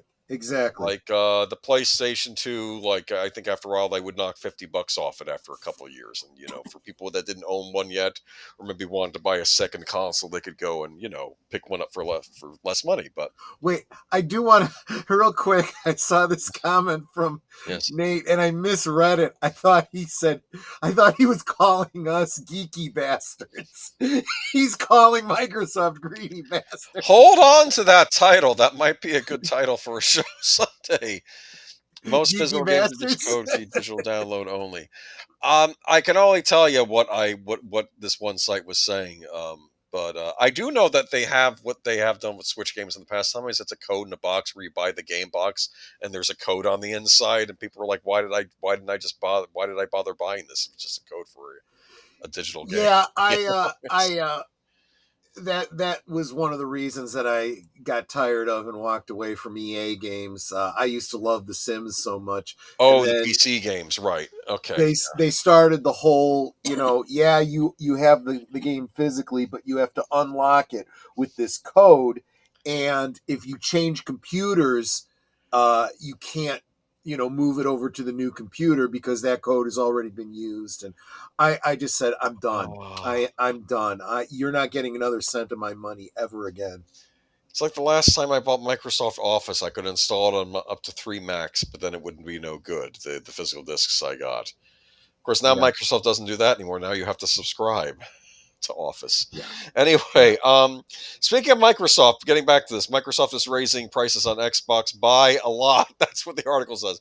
In an announcement today, the company said it will be raising prices on Xbox consoles, controllers, headsets, and some games. The price hike for consoles and accessories kicks in today, May 1st. So if you were hoping to get an Xbox Series console, you might be out of luck. And while game prices will stay the same for now, we should expect Xbox charging $79.99 for new first-party games around the holiday season. Price increases are taking effect globally with the exception of the headset prices, which are only going up in the United States and Canada. Oh, well, that's good at least. Oh, wait, I live in the United States. Never mind. Yeah, exactly. Going forward, here are the expected prices on the various Xbox consoles and accessories. I'm using the U.S. currency, okay? Xbox Series S, that's the old digital console, with a 512, what is that, gigabyte or hard drive? $379.99, up from $299.99. Xbox Series S 1 terabyte console, $429.99, up from $349.99. Xbox Series X digital, meaning no drive, $549.99, up from $449.99. Xbox Series X 1 terabyte, $599, up from $499.99. Xbox Series X 2 terabyte Galaxy Special Edition, $729.99, up from $599.99. And keep in mind, if I wanted to buy an Xbox Series X, I'd have to get the 2 terabyte because the expansion memory only goes up 2 terabyte, and leaving me with 4 terabyte max on this thing, and then you're screwed if you want to put all these digital games they want you to download or install. I'm telling you, I said it with the other articles. I'm saying it again. If you give them your money, you enable them to keep doing this to you. Listen to this: Xbox wireless controller core, not like the Elite controller, $64.99. Xbox wireless controller color. So if you want to get a color edition, $69.99. Xbox wireless controller special edition, $79.99. Oh wait, I might have some of those. Xbox Wireless Controller Limited Edition, $89.99, up from $79.99. Xbox Elite Wireless Controller Series 2 Core, $149.99. Xbox Elite Wireless Controller Series 2 Full, if you want the full controller for the Elite Series, $199.99. You used to get a console with 2 controllers for that price back in the day. I don't understand this. I can't figure Jonathan Conroy makes a great point. He says, I think Microsoft is using the tariffs as a way to explain the new costs. Sure, they can use that as an excuse. That's what Hasbro is doing with their games and toys. But I will have a whole segment later this week. I'm starting a new afternoon talk show, calling it Liquid Lunch, and not tomorrow because I want the first show to be kind of laid back and kind of at ease. But I'm going to have a rant later in the week talking about the tariffs and just explaining the economic concept that. I don't think anyone would be too shocked by my saying, I don't think there's any contention on this, that companies are greedy. So they will charge you as much as they possibly can, as much as the market will bear. And then when something like a tariff comes along, they generally have to eat those costs because they're already charging as much as the market can bear. If they're not doing it, then they haven't been doing their jobs as greedy bastards, as Nate called them earlier.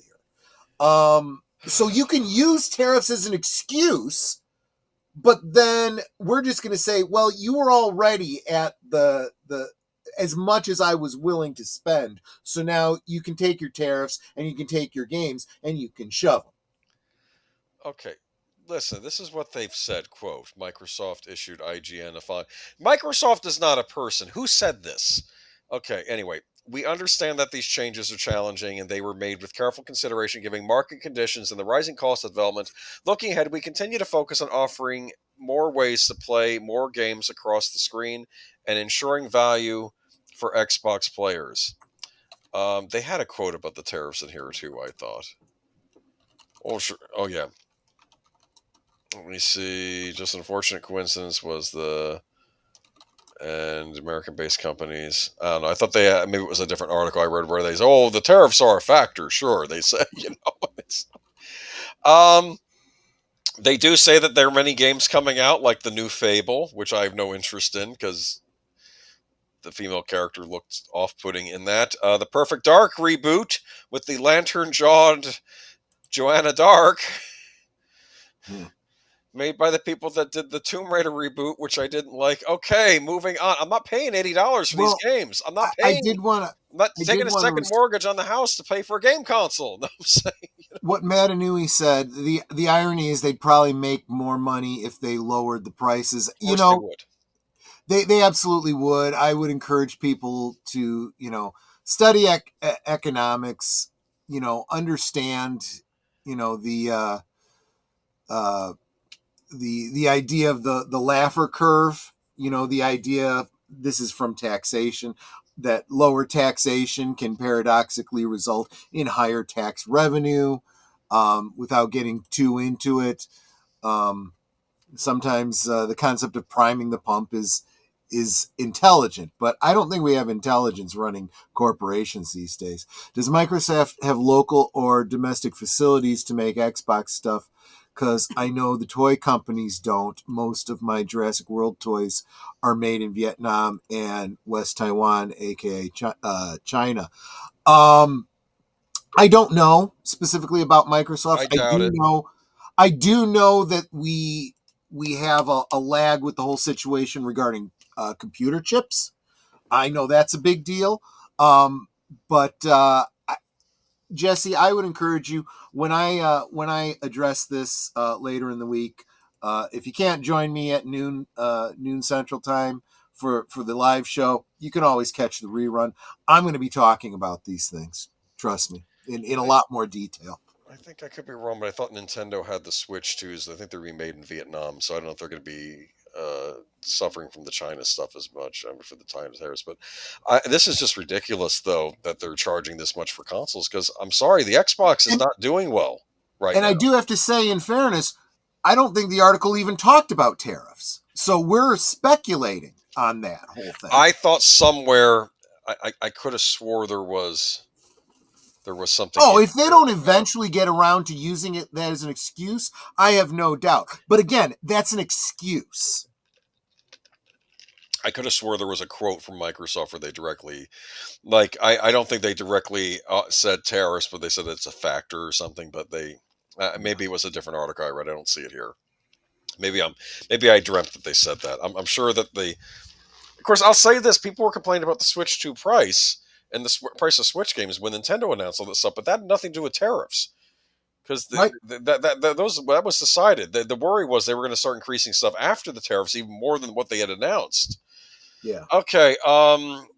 So let's go to the Minecraft movie. Back in the day, they would lose money on consoles to sell games. Yes, I know. Well, things have changed now. You made the money on the games. People argued that, Nintendo with the Nintendo 64, that was a premium piece of hardware, which I don't know if they had a loss on that, but they made the money off the games. But Warner's announced rowdy screenings of Minecraft movie with Block Party Edition. Now, you almost didn't want to use this article. You weren't sure if this was newsworthy. I said yes. You know why? Because I think it's this. Can you imagine? Is that actually a screen capture from yes. a photo yes. from the result yes. of yes. What is that? That's not popcorn. I think maybe fire extinguisher. Maybe someone let off in the theater. Oh, Okay, don't know okay. what that is, but no, I That actually could be. was looking it up online. I was looking for random pics. This one looked pretty grody. I could Gotcha, be gotcha. wrong. Maybe this isn't one, but when I did the search, this came up when I did a Google search on this. But yeah, Warner announces rowdy screenings of Minecraft movie Block Party Edition. I don't know if the studio should be encouraging this. Warner Brothers is leaning into Minecraft movie mayhem by announcing Block Party Edition screenings, which encourage the audience to sing and talk with the smash hit film. As the video game adaptation starring Jack Black edges into a second month in theaters, Warner Brothers and Legendary Pictures come up with a screening stunt to try and spark another round of repeat viewings on the weekend. The screenings will embrace fans singing the memeing along to their favorite moments. The enthusiastic announcement reads, Warner Brothers Pictures and Legendary Pictures invite fans back to the theater to experience Minecraft movie in a whole new way. You know the moments, you know the lines, you know the songs. Now it's time to get loose, laugh out loud, and belt out those lyrics like a true Diamond Tier fan. The Block Party Edition screenings will be held on Friday, May 2nd in North America and select international markets. I don't know, man. I don't want my movie going experience to be like being stuck in the court of Caligula. That's what I'm saying. I will. I I will. just don't want this. It's I will not take a stand on this. What I will say is the studios have no business taking a stand on this. This is a situation for the cinemas to deal with. And if the cinemas, because we had talked about this previously, some cinemas were embracing it. Some were saying we'll have special showings where this is allowed. Otherwise, it's not. Whatever. It's your cinema. You are the cinema manager or owner or whatever. It's up to you. It is no business of the studios. people And are also I've kind of looked into all of this because I really didn't understand where this was coming from. Coming to realize this is meme mentality. You can't really. There is no logic to it. Once it someone comes up with an idea and puts something on TikTok and it goes viral, it's a thing all of its own. There's nothing in the movie specifically about chicken jockey that infers throw your popcorn and your drink no. all over. It's just a scene in the movie where they're in a ring fighting a chicken jockey. Exactly. You get to see Jason Momoa get knocked across the room by a zombie thing on a chicken, though. It's kind of funny. Yeah. I don't Yeah, know, but exactly. And anyway, now that I understand what it means in the game and what it means in the movie, I think Warner Brothers is completely gobsmacked by this. They had no reason to believe anything like this would ever happen. And everyone now was we get to predicting see it. failure of this movie. Even I was. I'll say that. People are also bringing things in the theater, like the guy even brought a I, live chicken. Yes, that I happened. saw that, and Chicken. that made me chuckle a little bit because I could just imagine that. That's kind of funny, actually. Yeah, when the Rugrats made their first movie, it was jam packed, but nothing crazy. I remember a friend of mine. He wanted to go see Finding Nemo, and we went to the theater. It's like, are we in the right theater? Because it was a Pixar movie, but it was crammed with children. Okay, but they Yeah. were fine. The children were glued to the screen. They weren't being disruptive or anything. But it was And honestly, this is more of an indictment of our society right now. yeah. Like I said, if my mother took me to see this movie, and as a kid, and I did anything like this, she would have pulled me out of that theater. She would have lit up my backside, and it's like, you do not behave like an animal in public like that. You don't do that in our home, let alone in public. If this sort of stuff starts happening at movies often, I'm done with theaters. I'm not going out to theaters if this is going to happen while I'm in the middle of watching the movie. It's not happening. I do understand the challenge that cinema proprietors have right now because they are on a razor's edge. We are in danger of losing cinema because they Well, have never recuperated from what they no, did they to us haven't. 5.5 years ago. And the industry has not helped them in any way. And when they finally have something that people get excited about, they're clearly getting a little too excited about. So what do? Do you embrace the exuberance because it's bringing the money in, or do you drive people away because they're tearing up the theaters? I don't know. This is causing damages to the movie theater itself. You have to pay people to Exactly. clean up. This I'm sorry. This is not a wrestling ring. This is not. I mean, this really is the downfall of society in its early stages. It Hold on. really is. I talked to a theater manager near me, and he said that the Twilight movie was chaos. People weren't sitting down. Everything was running around. It was all like no movie was playing. Are you talking about the vampire movie Twilight, or like I a mean, Twilight showing? I'm just it does sound like it's a generational thing that we have all a generation of complete animals that don't know how to behave in public anymore. Today's kids don't care. They think someone is paid to clean up the mess after the movie. Sad thing is, those people only come in after the movie are done playing for the day. That's great. That's just great. Just no. I'm telling you, I'm going to see the Accountant 2 tomorrow, and I better have a good experience. That's all I'm saying. Troy, where are the parents in this BS? Yeah, Because like you said, the parents are just as bad. They don't care. They didn't teach their children because they don't feel that they have to. This is someone else's problem. someone liking this Rocky Horror Picture Show, but the people who dress up for the Rocky Horror Picture Show are not trash. Yeah, they don't trash the theater. They may quote the lines from the movie and yell out and stuff, but they are not Well, yeah. they do make a mess, right? Because they do have the whole thing where they throw rice, they throw toast, and they bring that stuff in from outside. Okay. The thing is, honestly, those aren't terrible things. That's not spraying chemicals, from a fire extinguisher. That's not pouring out soda on the floor so it gets all sticky. Honestly, you can sweep up toast and rice pretty quickly, and it's no harm, no foul. And it's once at a midnight showing. It's still not cool, but it's I see it as a little bit more acceptable. Lord of the Flies is winning. Oh, yikes. Yeah. I read that book. No, Yeah, that's not true. I mean, that's not wrong, is what I meant to say. Yeah. Good evening from Huntsville. Welcome, Keely Chow. Good to see you. We're talking Hey, about Keely. if you want to go see the Minecraft movie and just throw things around, you'll now be allowed in certain theater settings. It's because like I argue, this is like I don't want to go to a movie theater This is for the like an last days important. of Rome, is what I Yeah, that's why I was mentioning Caligula. Yeah. It's like this is, uh, but maybe some good news, or not.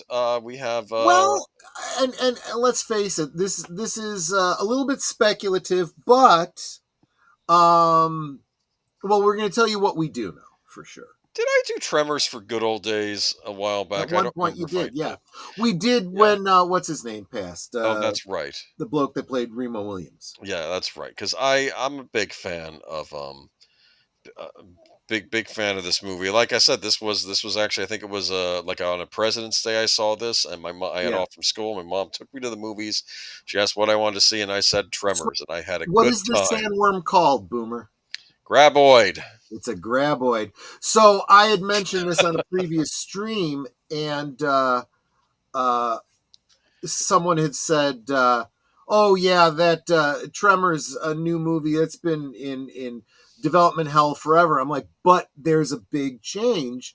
The creator won back the script rights. Yes. And you better believe if you go to the trouble of winning back the script rights, you're planning to make a movie.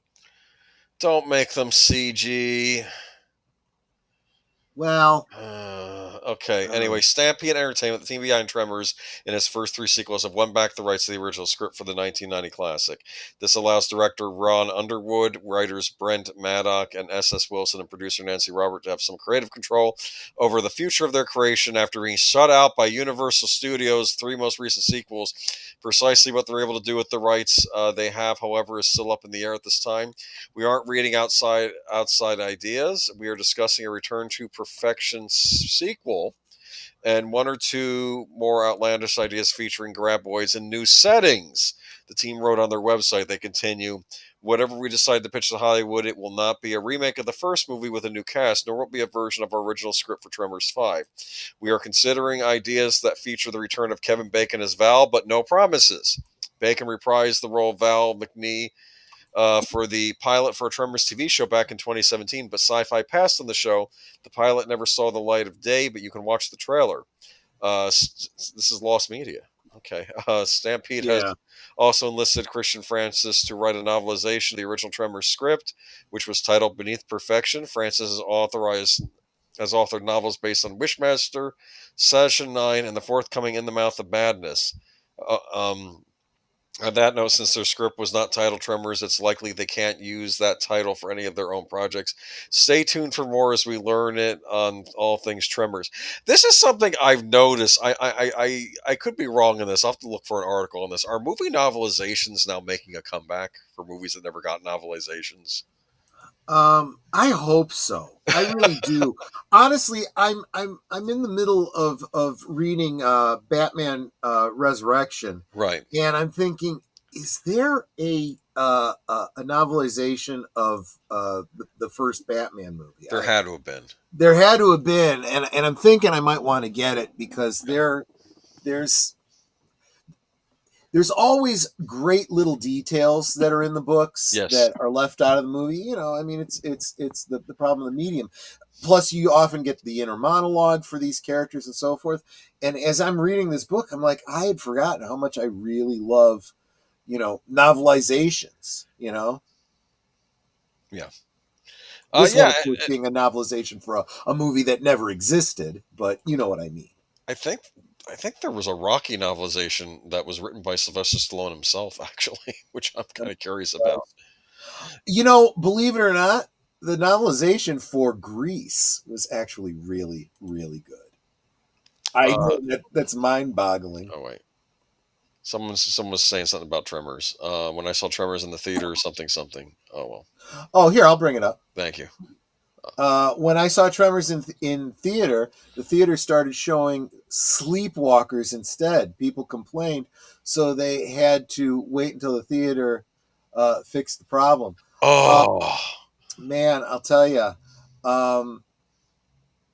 Yeah, that's messed up, man. You need to get your ticket money back at the very least. Come on. Yeah.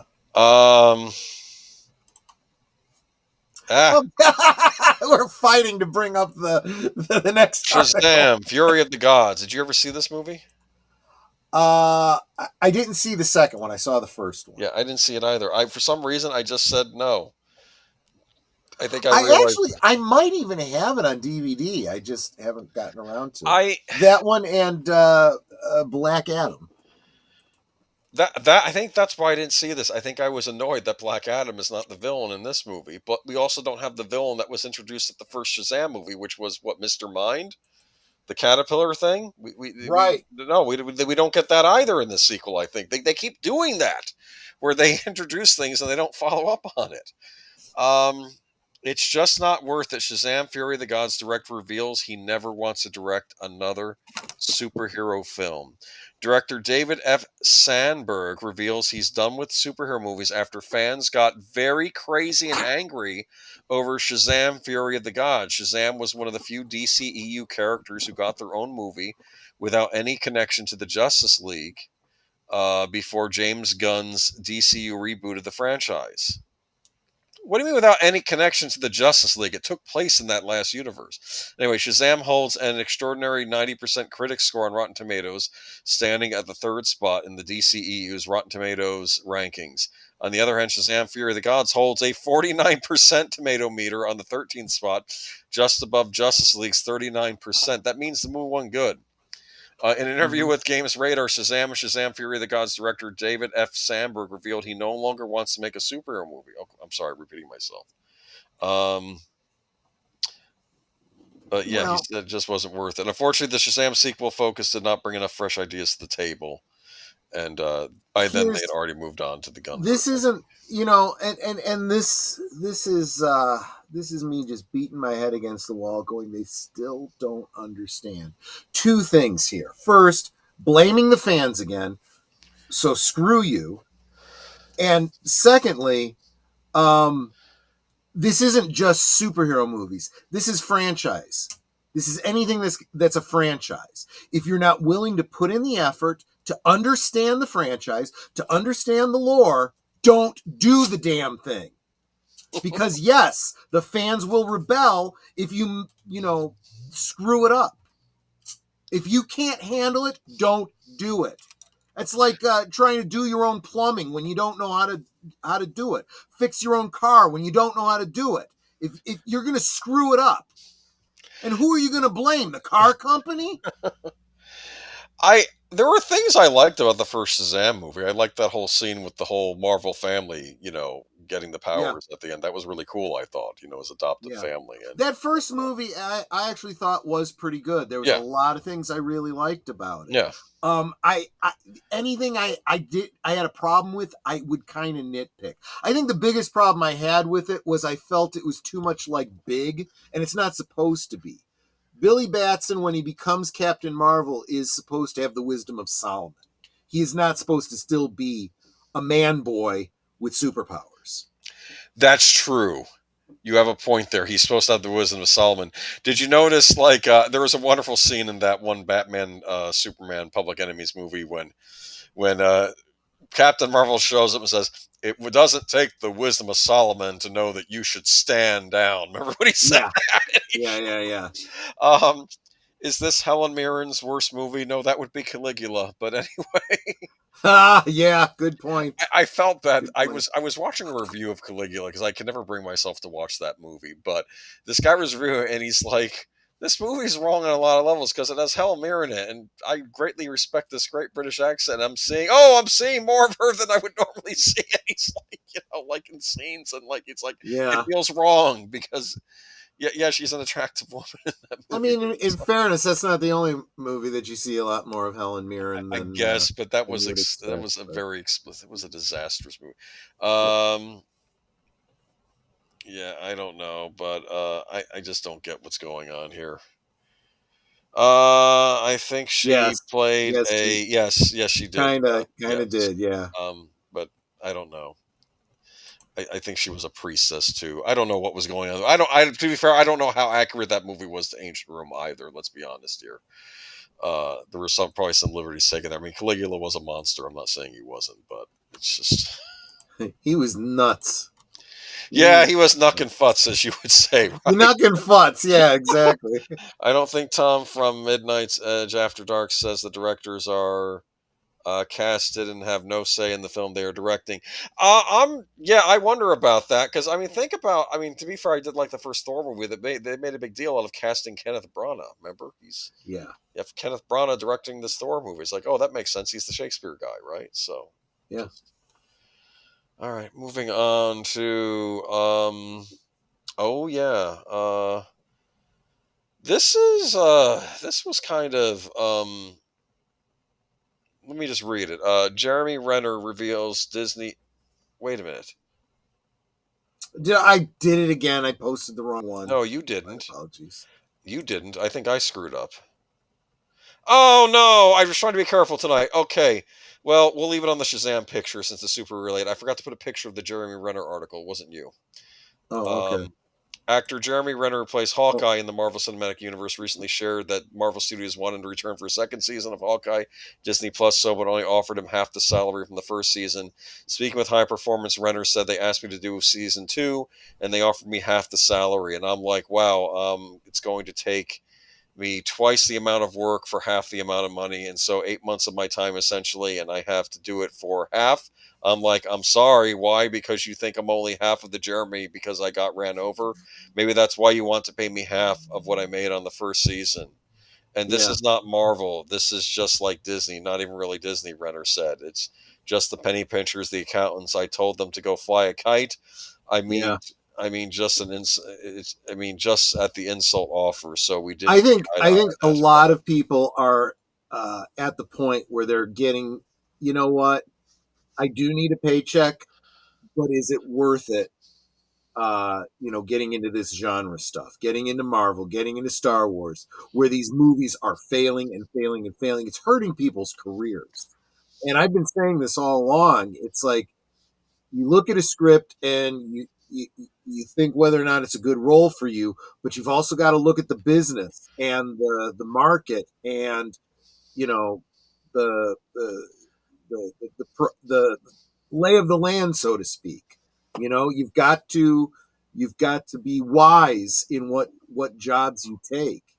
I think Jeremy Renner really could, and honestly, they've mistreated him for a long time. He's been marginalized and sidelined. In the last movie he was um, in the biggest way. Yeah, So it's like I would move on from that. He could do he's a so good much. actor. I want to He say, really is. and I wonder if too some of this has to do with the accident. They thought he would take anything. That's kind of disgusting if that's the case. But Well, that's Disney for you, and that's also why. This is another reason why people don't consider this. It's not just about the movie I want to see and my franchise and support this, and I like this actor. It's also people going, I can't stand Disney anymore, and I cannot support them any longer. I don't want to see anything Disney does, and I definitely don't want to take my kids to see it. Jonathan Connery says Disney is looking for ways out of the TV shows and movies. So if an actor tells them to pound sand, it's money back in their pocket. I don't get it. Are they just going to do the Hawkeye show with Haley It's not Steinfeld? money back in their pocket, though. This is money they don't even have. They are losing money on every film they do. Midnight's Edge just did a great piece about even Wolverine and Deadpool, the one that they did so well. The two movies that they did since then lost them more than they made on that one. They are losing money as they go. I mean, literally 2 steps forward, 4 steps back. And Thunderbolts is going to lose money. So is there any reason to believe that whatever project they were going to put Jeremy Renner in is going to make them money? It's going to be in the red too. So whether they pay him, twice as much or half as much or not at all, they're still going to lose money. Well, I don't know how long Disney can continue. Jeremy Renner, they should give him something else though. You know what they could do if they had their head on straight with Star Trek? They would put Jeremy Renner on a Star Trek show. If I was him, I wouldn't take it. No, but if they had the right Pete, never mind. You know what I mean, though. Yeah, I know what you mean. Because he's been in Mission Impossible already, so what hasn't he been in? But yeah. So this is our next article. Yeah, I don't know why I didn't have the Jeremy Renner picture on there. I thought I was being good tonight. Oh well. Nathan Fielder slams Paramount Plus for removing Nathan for You episode for sensitivities around anti-Semitism. Felder more censorship, guys. Yeah, Felder also pointed out the disappropriate representation of search results under search results under the term. Should I just say it? Yeah, rhymes with Yahtzee. All right. Compared to results for Judaism on the service, we've been erased. Yes. Felder also pointed out that because he basically says you can find the word for the oppressor, just not the word for the people they oppressed on the service. Nathan Fielder is firing shots at Paramount. The streaming service removed an episode of Fielder's Comedy Central series, Nathan for You. The comedian complains in Sunday's episode of the HBO docudrama, The Rehearsal. The episode, Fielder explains that one of his proudest achievements is creating the Summit Ice apparel brand, which he launched during the second episode of Nathan for You's third season in 2015 to promote Holocaust awareness. In late 2023, the discovery of that episode for Nathan for You featuring the Summit Ice story mysteriously went missing from Paramount Plus streaming service, Felder says in Rehearsal. Fielder then recounts the moment that he learned about the removal of the episode, which is still missing from Paramount Plus at the time of writing, by directing Alexander Leese, who played the fake Nathan Rehearsal's first season, retype his email correspondence with Paramount. I wrote an email to some contacts I had at Paramount asking them why the episode was removed. Fielder explains over voiceover, noting that he needed to maintain professionalism within the company because his other recent show, The Curse, is also a Paramount project. The thing that made this tricky was Paramount is currently airing a different series of mine, a scripted drama that hadn't yet been renewed. How I spoke to them could have career repercussions. In his usual deadpan delivery, Fielder recalls, I remember wanting to convey how urgent this was for me, and yet my email was extremely cordial, using phrases like forever grateful, happy holidays. The network confirmed in their response that it was taken down intentionally and gave me a one-note explanation as to why: sensitivities. Entertainment Weekly has learned that Paramount Plus is not streaming that episode after a standards review, but it is unclear which of the company's standards the episode failed to meet. A clip from the episode is still viewable in a video on Comedy Central's YouTube channel. Fielder goes on to recount the moment when he received the lengthier explanation. What I discovered was so shocking, a tornado of emotions began spinning inside my body, he narrates.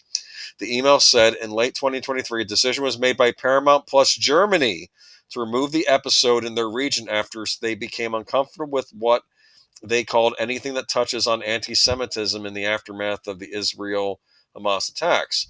The comedian, who is Jewish, also claims the German Paramount Plus division's decision caused other countries to remove that episode and sarcastically draws parallels between this chain of events and World War II. A wartime-style map graphic shows the Paramount Plus blue and white logo spreading across European continent. Oh, that's interesting. That reminds me of like in the Why We Fight films.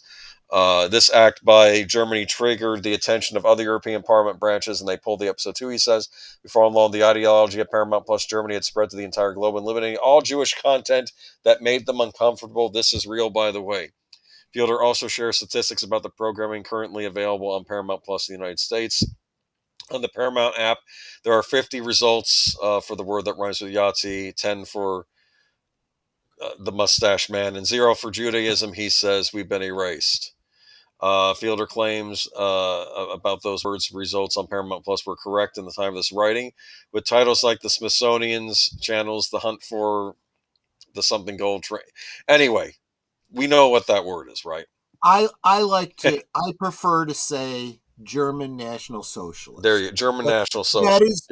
That is what it literally is, and so far that has not been censored. So I think using the word socialist, it probably gives you a bump in the algorithm with the way these neo-Marxists are. But just what do you think of this, though? This is a little off-putting. This was about Holocaust remembrance, and they're removing it because it mentions the Holocaust. Yeah, it's hypocrisy. It's not what it promoting really is. What was done in the Holocaust. It was just Holocaust. It doesn't matter. It is literally, there was always an assumption that we would remember so it would never happen again, and now they flipped it on its head. Let us forget so it can happen again. And this is what I tell people whenever I find myself debating with them about this. Well, we shouldn't be talking about, we shouldn't. Really? So what you're saying is you want us to forget so it can happen again. Well, no. That is what is going to happen. That is how this works, people. Now, I know in Germany, at least for a number of years, they were very skittish about people. I mean, basically, they had censorship over there, people even using the word or symbols from that era. But now it seems like they're trying to wipe out the era entirely. Is that what the impression I'm getting here by getting rid of this? This is odd to me, unless maybe they're pro another side going on in the world right now, because this country was, as I mentioned, was attacked recently, Israel. So I don't know what the reasoning is. Look, I will be as generous as possible and say that this comes from a place of just not feeling comfortable with it, so we want to avoid it. But that is never a good thing. Okay? You may not want to talk to your kids about drugs. You may not want to talk to them about guns. Gun you may safety, not want to talk to them, but you need to teach your kids about these things, so you need to talk to them about it. If you don't, the bad thing that you are trying to not talk about will happen. Same thing here. You may not want to talk about horrible things that happened in history, but if you don't, they will happen again. Full stop. Have we been too nice to Paramount? I feel like there's a lot of ick inside this company, especially in light of that whole Nickelodeon thing that came out. We've got another story coming up after this one. Okay, I'm pretty much done. We'll get on Paramount again in a moment or let's two. Just do that. Oh, cool. I figure you might be excited for this. I used to watch this show. It's hard for me to get excited about anything these days, but it's interesting. Mark Melnikoff sent this one to us. It's a Desperate Housewives offshoot. Curious. Wisteria Lane and works at Onyx from Kerry Washington and Natalie Shadez. This is submitted, as you said, by Mark Malnikoff. One of the most famous streets in TV history is ready to welcome new residents. Wisteria Lane, a reimagining of a hit ABC mystery dramedy series, Desperate Housewives, has been set up for development at Onyx Collective. Deadline has learned exclusively. It comes from Kerry Washington, Simpson Street, and 20th Century Television, where the company is based. Written by Natalie Shadiz, the flight attendant, Wisteria Lane is described as a fun, sexy, darkly comedic soap mystery in the vein of Desperate Housewives, set among a group of 5 very different friends and sometimes frenemies who all live on a picture-perfect cul-de-sac called Wisteria Lane. So it sounds like it's keeping in the spirit of the original series. On the surface, all the Wisteria neighbors are living the dream, beautiful homes, gorgeous families, shiny SUVs in their driveways, but behind those white picket fences and smiling Insta posts are secrets. Shadez executive produced Wisteria Lane alongside Washington and Pilar Savane via their Simpson Street, as well as Stacey Shear, Mrs. America, who was under a first look detail at 20th TV through her shiny penny. It is unclear whether Washington could potentially appear on the show. 20th TV, which recently absorbed Desperate Housewives Studio, ABC Studio successor ABC Signature, is producing. Desperate Housewives creator executive producer Mark Cherry was not part of the pitch, but is aware of the project and could be involved in it in some capacity, sources say. Wisteria Lane sale comes on the heels of Desperate Housewives' 20th anniversary last October, which brought on a new wave of nostalgia and reboot talk. I'm really feeling old.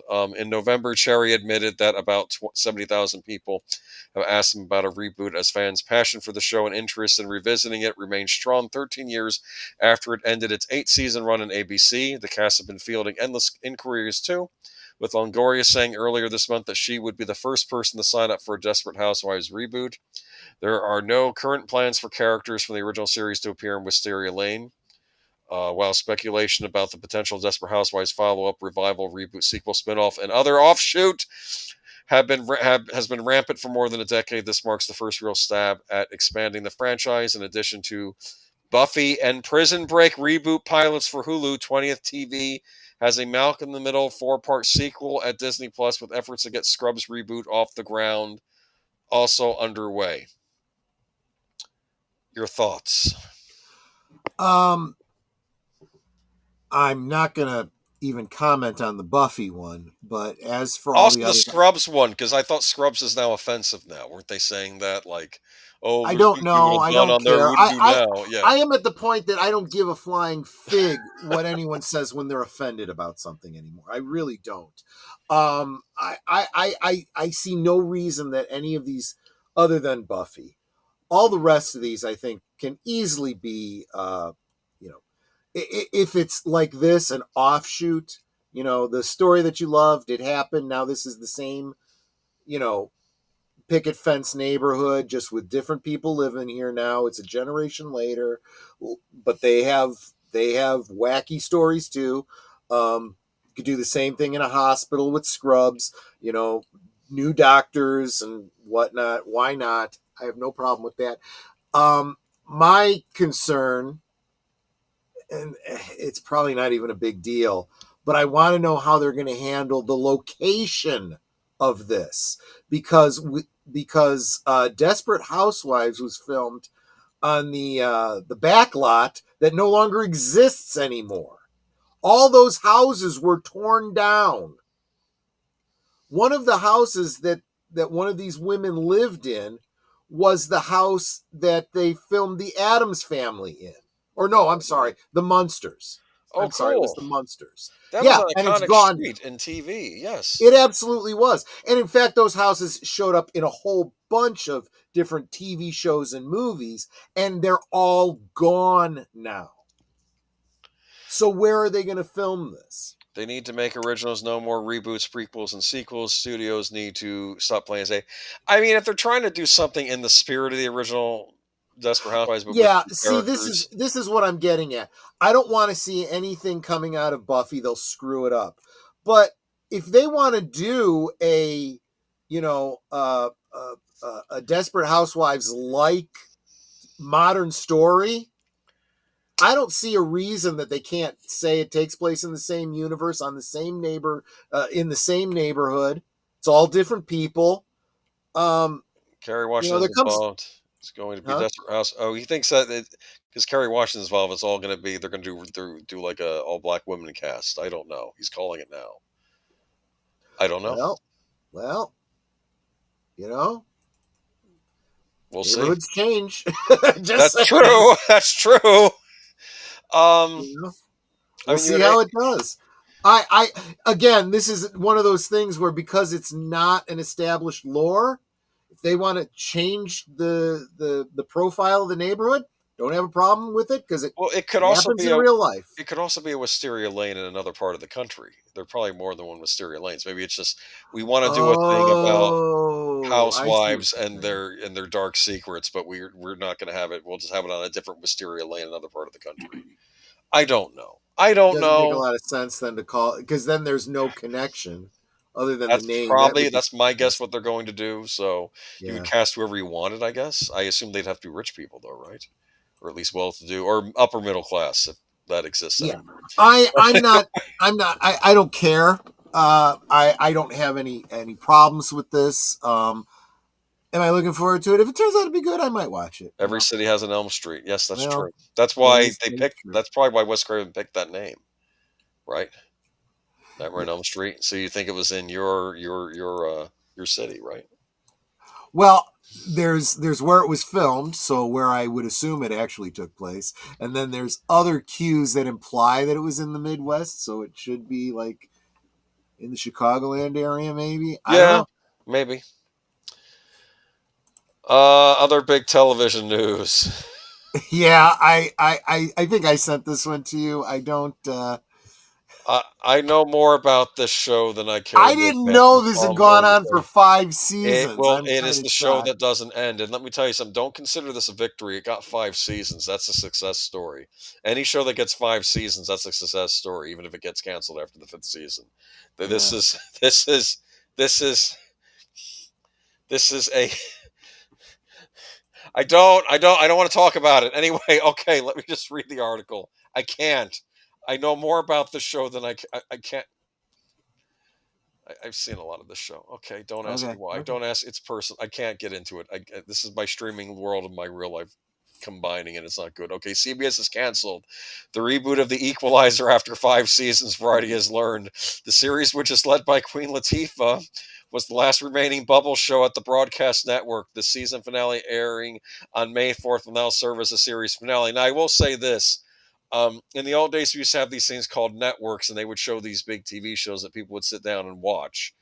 And even though I have some qualms with this show, it was the last of these. I think it's one of the last of these types of shows. I guess they still make the NCIS shows. I think could be. I watch NCIS Sydney right now. It's NCIS, but in Sydney. I don't watch terrestrial television really anymore. So well, this is one of the last ones. Okay, previously CBS had canceled the fresh and multicam Papa's House, as well as both FBI International and FBI Most Wanted. CBS has also aired a backdoor pilot for potential Equalizer spinoff earlier this season, which is also not moving forward. What was that? Do I remember that episode? Not that I watched it. I would never watch this show. The move to cancel The Equalizer is not altogether surprising, as the show was also on the bubble last season. It is co-produced by... Yeah, you know what else was on the bubble last season but lost? CSI Vegas, which I actually liked. I actually liked CSI Vegas, and they kicked that one off the air because it's basically a sequel to the original CSI. And you know what would happen when they would have a guest member? Like, they would have, like, an older member from the old show. They had a whole new cast, but they'd also have, like Grissom showed up for one season, right? And Mark Helgenberger, she showed up another season. And when these old people show up, you know what happens? They're treated with respect, and they work with the new team. Yeah. It's not like where you have to yell at the old timers and say, get out. Never mind. I was making a Star Wars allusion because Luke. Anyway, the move to cancel Equalizers. Okay. Are you upset about Blue Bud's spinoff Boston Blue has been canceled? Oh, CBS has already ordered. Never mind. CBS already ordered Fire Country spinoff Sheriff Country, as well as Blue Blood spinoff Boston Blue. because Blue Bloods did end, but it's getting a spinoff series, Boston Blue. The Mhm. Matthew Gray Gubler drama Einstein was also picked up for the next season, but CBS pushed the show to the 2026-2027 season earlier this week. That one I'm kind of interested in. You know the premise for the drama Einstein? Yeah. It's about a descendant of Albert Einstein that helps I guess, like, the police solve crimes. So that might be Wonderful. interesting. Yeah, because it's 99% genetics, and I don't know, whatever. I don't know. I want numbers back. And I got numbers back when Scorpion came back, and then Scorpion got canceled. That was another CBS cancellation. The Equalizer was a reimagining of the 1980s series with Queen Latifah starring as Robin McCall, a former CIA operative who helped people with nowhere else to turn, and she would kick butt doing it. Do you believe that? She's firing like automatic rifles and kicking using martial arts and stuff, and just, yeah. The series was developed for television by Andrew Marlowe and Terry Miller as based on the original series, co-created by Richard Linden. Did you used to watch the original Equalizer series in the 80s? Do you know what I'm talking about? I saw a movie called The Equalizer, but That was the Denzel Washington movie, yeah. The original series, he wasn't CIA. I think he was whatever British spy was or something, like MI5 or something, or SAS. And it had the greatest television intro for a series I'd ever seen. It's so creepy. I have to send it to you. Because basically what the intro shows is you see all these regular people walking around, and like there's like a nasty guy waiting in the elevator, or some guy punching someone through like a telephone booth. And it's like showing all the horrible things going on in the city. When no one has anyone to turn, they turn to the Equalizer. Do you understand? So, yeah. okay, never mind. Queen Latifah. I scoffed this show when it first was announced. Never actually saw an episode, so I'm not saying It's something anything. else.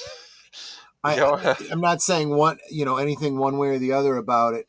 I will say that in preparation for tonight, I did get to see, there's this picture that you're showing here, Yep, and a look at couple that. of their Explosion. promo shots of Queen Latifah, and I'm actually surprised she's a much better looking woman than I would have expected. Yeah.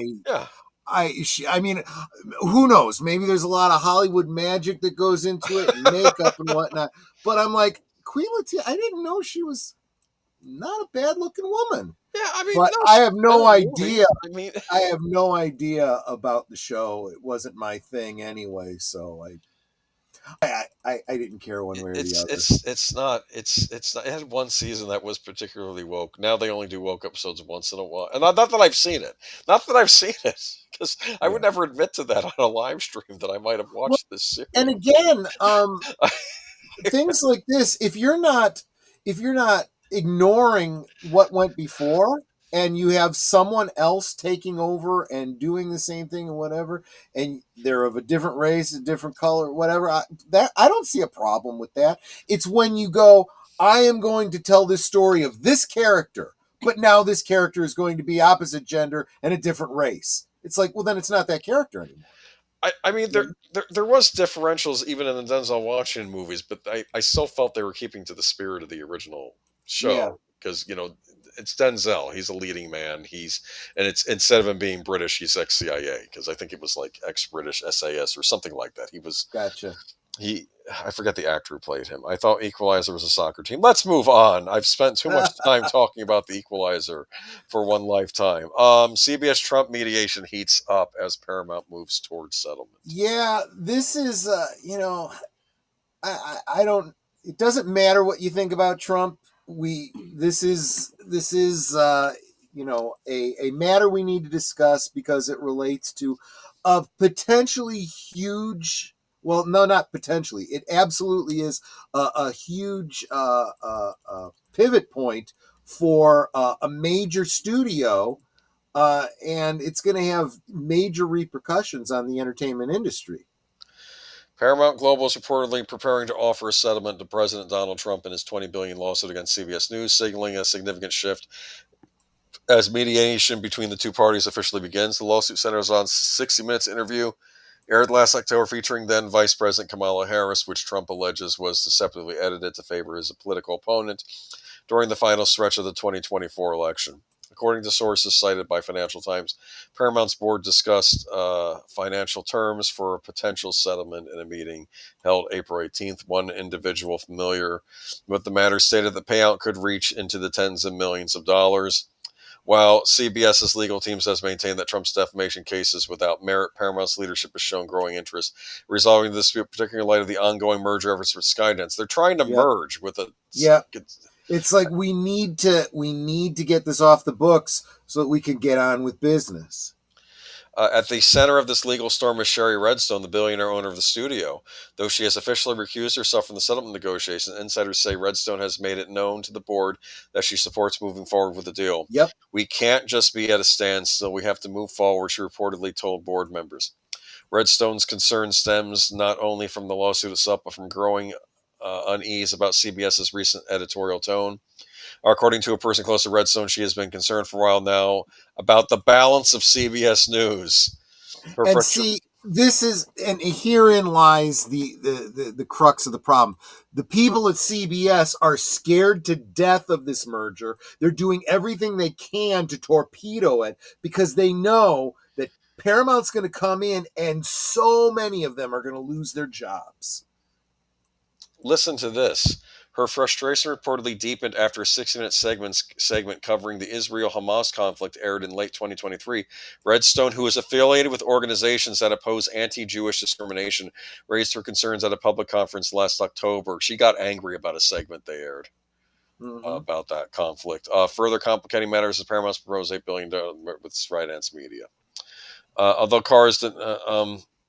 The FCC is currently chaired by Brendan Carr, who was appointed by Trump and is viewed by many as taking a hands-on approach to reviewing corporate media deals. Although Carr has denied the Trump-CBS lawsuit has any attached settlement or influencing the FCC review of Paramount Skydance deal, executives within Paramount reportedly believe the two processes are closely connected. Redstone and her family stand to gain approximately $1 billion if the merger is approved. That's a large chunk of change. Right? Yep. So it sounds like she's already annoyed with them anyway, and now it's screwing up the deal. Redstone was so probably rattled after Trump criticized 60 Minutes again on April 13th, following segments about Ukraine and Greenland. She called CBS CEO George Cheeks to inquire about the upcoming content. She wants him to knock it off. She did not ask for edits to stories. All she asked for are they fair and balanced, said a person familiar with the exchange. Her thinking was, we're in the eye of the storm now. He's posting about pieces. So the case we have here against 60 Minutes CBS Paramount is a true winner, he said. This is what Trump said. They cheated and defrauded the American people at levels never seen before in the political arena. CBS is out of control at levels never seen before, and they should pay a big price for this. Make America great again. So, yep. WDW Pro had a great video on this too, if you want to post that. Yeah. Let me do that. But what do you think of this, though? I stopped watching 60 Minutes years ago, and I used to watch it every Sunday. Well, we've all been talking about how the ratings are dying because the American public does not trust the media anymore. They assume anything they hear in the media is a lie at this point because it's been proven over and over and over again. Well, I was terrified, by that 60 Minutes segment on Germany, though, that they aired a little while ago. Did you see any of that? I didn't. I don't watch anything on terrestrial television anymore. I really don't. And I'm getting all my news from online sources. Well, for the love of Pete, why don't you pay for a streaming service, huh? There's Hulu, there's Peacock, there's Paramount Plus, where you can watch. Thank you. Yeah, there is nothing there that I want, and they're not going to report the news any better than the terrestrial is. How does Kurtzman Trek still exist? I don't know, because the merger hasn't happened yet. That's part of the problem. Yeah. While the merger still hasn't happened, we're still going to get Kurtzman Trek. Yeah. Because right now it's flailing, and nobody can take control of those contracts. Yeah. This the FCC is someone to be dealt with, and if this doesn't get taken care of soon, CBS is going to have a whole other problem way beyond the merger. Ask Harvard how they're feeling right now about their tax exempt status. Just saying. Colleges in general are not doing so hot right now. A lot of these fancy private universities are going under now. Have you heard about Well, this? because their whole flim flam has fallen apart like a house of cards. College was sold as you got to go and you got to spend all this money to get a good education so you can get a good job. And people are coming out going, where's the job? There's only certain jobs that require a good education, a doctor, a lawyer, something where you need that kind of education, but the really good paying jobs, if it's not in those areas, are things like auto mechanic and carpenter, and plumber, garbage man, actual service and trades. And you don't go to college for those. You go to trade schools for those. Yeah, well, they said they used to have like wood shop and metalworking stuff for kids in high school, and I think they've pared those down, haven't they? I mean, it's ridiculous. Yes, because it is no longer about preparing you for the job market. It is preparing you to be a consumer and to believe their neo-Marxist bull crap. And the rumor is the heads at Skydance absolutely hate everything about Alex Kurtzman. Yeah, Yeah. because it's terrible. Yep. It's objectively terrible. It's not. I tried with Kurtzman trick. People don't understand. They think I'm a hater. No, I genuinely tried with Discovery. Yeah. As I said, okay, there are flaws in this season, but there's also stuff that was interesting, and it's like TNG. TNG was rough the first season. Let's wait and see how and then season 2 got worse. Yep. And plus they fired, I think, Mosley because he was retelling a story where he mentions the N word, even though he's black himself, and he was just repeating what he had heard in some. He was talking about the N word in the room, and when someone said I didn't feel comfortable about that, it's like, who are you to not feel comfortable about it? I'm the N word in the room. This guy he was a world renowned television writer. I think he wrote fiction books, and they're kicking him out. I don't understand this. They're getting rid of their talent, and they're just anyway. Last story of the night. Mamoru Oshii. One of my this is kind of going into my old anime geekdom here, because I don't talk a lot about anime on this channel. Plus, a lot of the anime I was into was older, but I became obsessed with the movie Ghost in the Shell. I still consider it the best cyberpunk movie ever made. I don't count Blade Runner because I don't consider that cyberpunk. But anyway, if you'd like to post the link to this last, I am trying. It's not coming up. Well, is this Bounty in the Comics? I shortened it too. I don't know what the problem is. You don't have to post it. It's Bounty in the Comics. That's where it's coming from. Anyway, but original Ghost in the Shell director blasts rise of political correctness in games and media. There we go. I can't put the title in. Don't worry about it. You can see it on your screen. Don't worry. The title's right there. So Mamoru Oshii, I have to say, over the years, whenever I see him interviewed, if you go on, this is going back to the early days of the internet when I was trying to learn about anime. There was this website called, I believe it was Nausicaa.net, which was a website for fans of Studio Ghibli movies before they became so popular over here, and I would learn about them. And there was an interview posted with Mamoru Oshii, who was famous for working at his animation studio, Production IG, and making movies like Pat Labor and Ghost in the Shell. And they did an interview with him about these Studio Ghibli movies, and he kept throwing shade at Hayao Miyazaki, who's considered one of the greatest animators of all time. But he was saying stuff like, "Oh, Princess Mononoke is making this movie. How can you make a movie about the removal of the evil sheriff when whenever you remove the evil sheriff, the world becomes worse or something?" He was making some statement like that, and it's like, that's not what that movie was about. You didn't see it. Yeah. Never mind. It's funnier if you read it, because he talks about how he and Miyazaki had gotten to a fight, and because they're two creatives with their own ways of doing things. Anyway, the original Ghost in the Shell director blasts rise of political correctness in games and anime.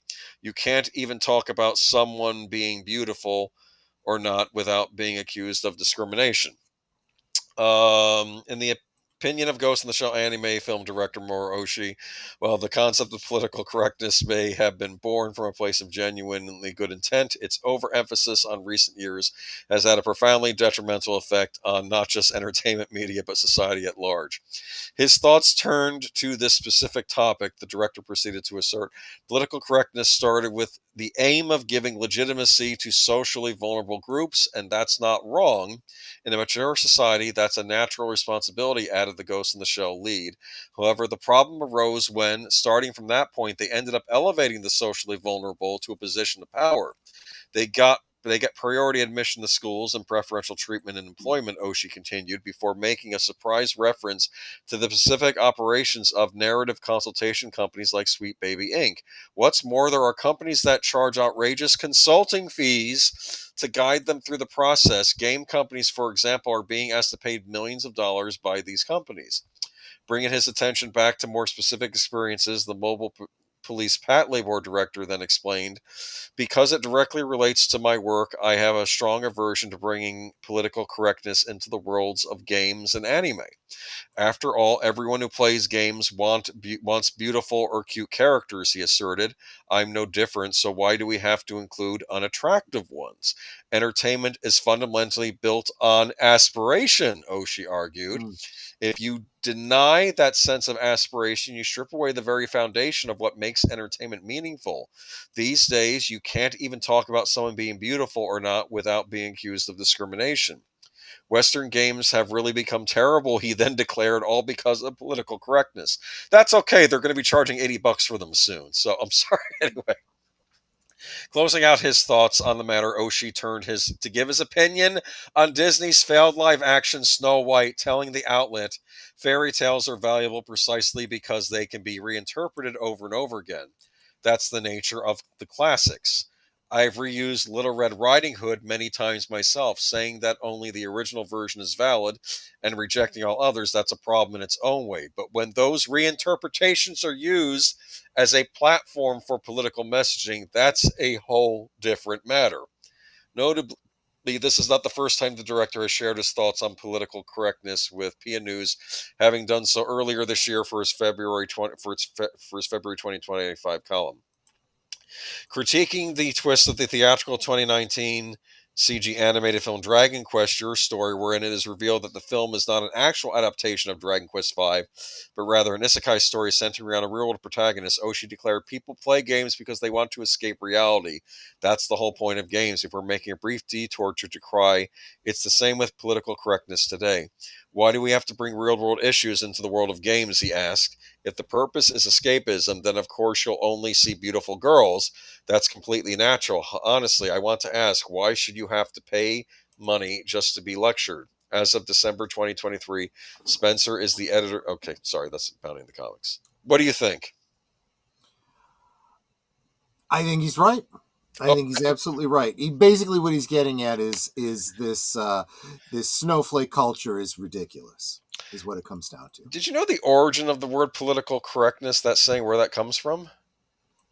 I didn't realize this. You might have already known this. It was mentioned in the Soviet Union, toward the latter days of the Soviet Union, when it says, but this isn't the way things, yes, but it's politically incorrect, not politically correct to make that statement. It was something they used in the Soviet Union to kind of correct someone. It doesn't surprise me. It's when you live in a highly censored society, that's what it begets. It should never be happening here. It should never be happening in a country that prides itself on its First Amendment, an absolute right to express yourself. And I think people need to take their rights very seriously and stand up and say, look, I don't care what you think. You're wrong. And this is why. This is what I think. And if you don't like it, too bad. For example, did you know that this is the most disliked Geeky Geezers in months? Really? Yes. We only have 82% likes. We have 28% dislikes on this video. So guys, if you're enjoying it, I'd appreciate it if you'd hit the like button. because we're bringing you truth here, and people don't like the truth. Just saying. Well, it's also because I missed the Jeremy Renner picture earlier, and I agree with that because we should have. and technical difficulties and all that kind of stuff. It is nothing like a professional operation here, guys. Look, I we, promise we you. we have our own opinions, and in the Soviet Union unites, the government approves of what is being said as politically correct. Yeah. I don't know. I think we're moving on. I don't want to say we're moving on yet, but yeah. But we're moving on. So that's it for tonight. What do we have going on this week? Is there a reserved seats with deleted scenes tonight? I don't think so. Deleted, let us know. I Yeah. was unable to find one to forward the viewers to. Otherwise, I would have set that up. I don't think there is, or at least there wasn't as of the time that we went live. Hey, Clue, good to see you, my friend. But yeah. So as far as tonight, I don't know. We'll wait on deleted, but tomorrow afternoon, those of you that are able to, at noon Central, 1 Eastern, I'm going to be doing a 1 hour afternoon chat show starting tomorrow called Liquid Lunch with Last Call. And the first episode is going to be tomorrow, and we're going to keep it casual. I've got some things that I want to rant about, but I'll save them for later in the week. Let's just kind of have a chill stream and introduce you to the show tomorrow afternoon. Hope you can have lunch with me. I will be drinking. And Monday night, members can join me at an early time this week, 7 Central, 8 Eastern, because we're going to be watching a little bit longer film. We're going to be no reserved seats tonight. Okay, Yeah. Thanks. Mm-hmm. That's what I thought. No, tomorrow night, you were saying. Tomorrow night, the film is the fan edit of the Hobbit, the Peter Jackson Hobbit trilogy. They call it the book edit because they edit out all the crap that isn't part of the original story and make it as close as you can get to the original book. Thank you so much, Nate. Every Geeky Geezers is my favorite Geeky Geezer. Thank you, my friend. You are an incredible supporter, and couldn't do it without you, my friend. So we're not going to hear the ballad of Frodo with the 9 fingers? Frodo with the 9 fingers. Well, that was Return of the King, but yeah. So it is a little over 4 hours. I think it's like 4.5 hours, but that's still better than the whatever it was, like 9 hours of the original trilogy. So that's what you guys voted for, and that's what we will be watching. Members, it's already posted. You guys should be able to see it. I will remind you guys on the community tab as well. If you're not a member and you would like to become one, you can become one for as little as $2 a month. And you can hang out with us on Mondays and watch a movie with us, and you even get input on what movie we will be watching. However, this week there won't be a vote. Next week, I am making an executive decision. The movie 1 week from tomorrow will be The Big Lebowski with special guest Aged Boomer. It's been too long. It's been too long. Everyone's been talking about it. Everyone's been telling me I should see this movie. I've been wanting to see this movie. Yes. Boomer wanted to be there for it, and he is available next week. So it's very funny. We're gonna watch The Big Lebowski regular time. But Jeff Bridges gets a lot of attention, but John Goodman is also excellent in this movie. That's what I've heard. I've heard. So, in fact, Jeff Bridges himself has said that. So everyone's good in it. To be fair, I even the smaller actors. It's a perfect almost a Was perfect. Woody Harrelson also in that movie? I don't remember. I know Steve Buscemi has a smaller part in it. I think John Turturro I think shows up in it too I wouldn't be as surprised. a competitive bowler. We'll get into it next week. I don't want to say anything. All right. Curtis hasn't seen it All either, right. but he's I Well, haven't wanted to. seen Yeah, it. good. I saw it Good. on the big screen We'll when it watch it first next came week. out, actually, and I was We'll watch it next week. busting a gut in the theater. That's how So yeah. Tuesday, we will be returning to Sparkwood and 21. What is we haven't decided on a topic yet? Deleted scenes. You gotta let me know so I can get a thumbnail done. But it'll be Lynchian Twin Peaks related. Oh, Woody Harrelson isn't in it. Okay.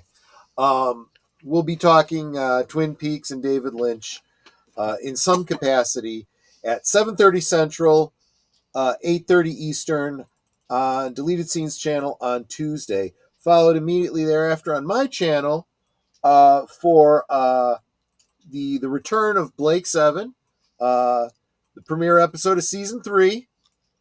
I will end the cliffhanger, and you guys will get to see what happened to the Liberator and her crew after the fight with the invading armada. So that is Tuesday, and it should go without saying that Tuesday, Wednesday, Thursday, Friday, I will be having liquid lunch all week this week at noon Central, 1 p.m. Eastern. Netters Network on Thursday. That's 9 Central, 10 Eastern on Netters Network.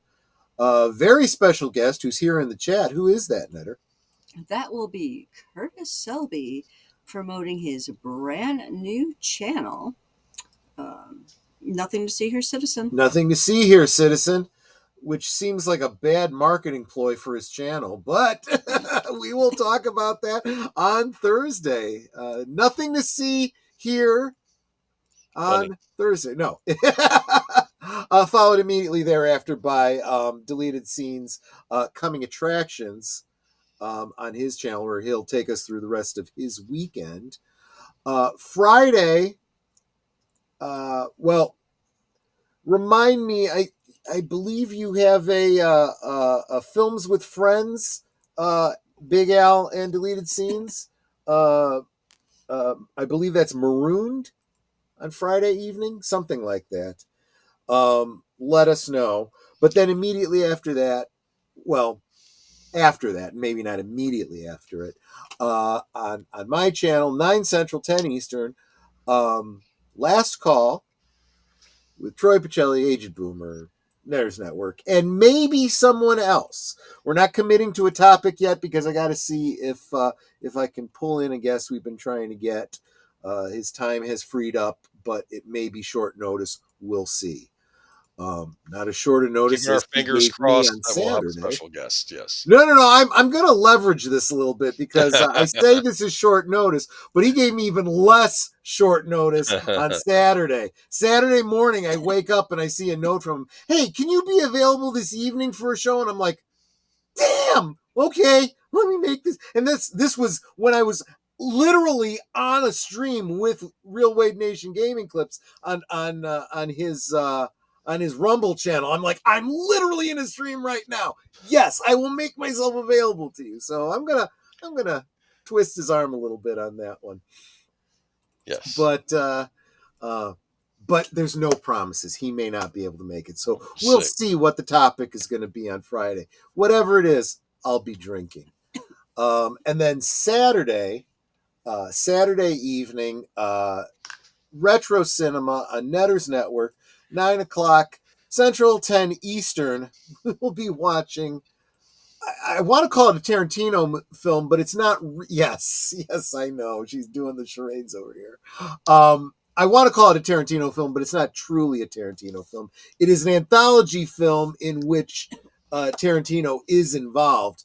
All-star cast, 4 rooms, Tim Ross, ties all the rooms together as the bellboy in a hotel. It is The job from hell. It is yeah. It's his first night on the job, probably his last night. Very funny. I love this movie. Great soundtrack by Combustible Edison. Yeah, that's the rewatch on Netters Network on Saturday. The mystery movie night podcast live on Tuesday at 7 Eastern. But of course, he doesn't know what the movie is, so he can't tell us that. Films with Friends on Friday. There's the link. Oh, great. And waiting on my disability check. Hello, people. Just got home from drinking beers at Hooters in Pasadena, Texas. I remember Hooters when I was in college and Netter and I were dating. I used to go to Hooters at lunchtime with a buddy of mine.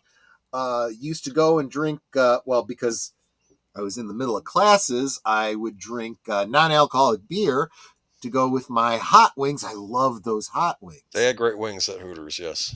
So double dated with this buddy of mine, and obviously I was dating Netter at the time, and he said, hey, well, let's just go to Hooters.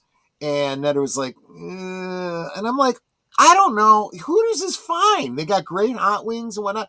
Come to find out that Hooters is a very different place in the evenings than it is in the afternoons. Really? Yeah, the waitress really ticked me off by continually pushing her boobs in Troy's face. And I said, so I just looked at her and said, so honey, I'm the one paying the check. You're going to push your boobs in my face too?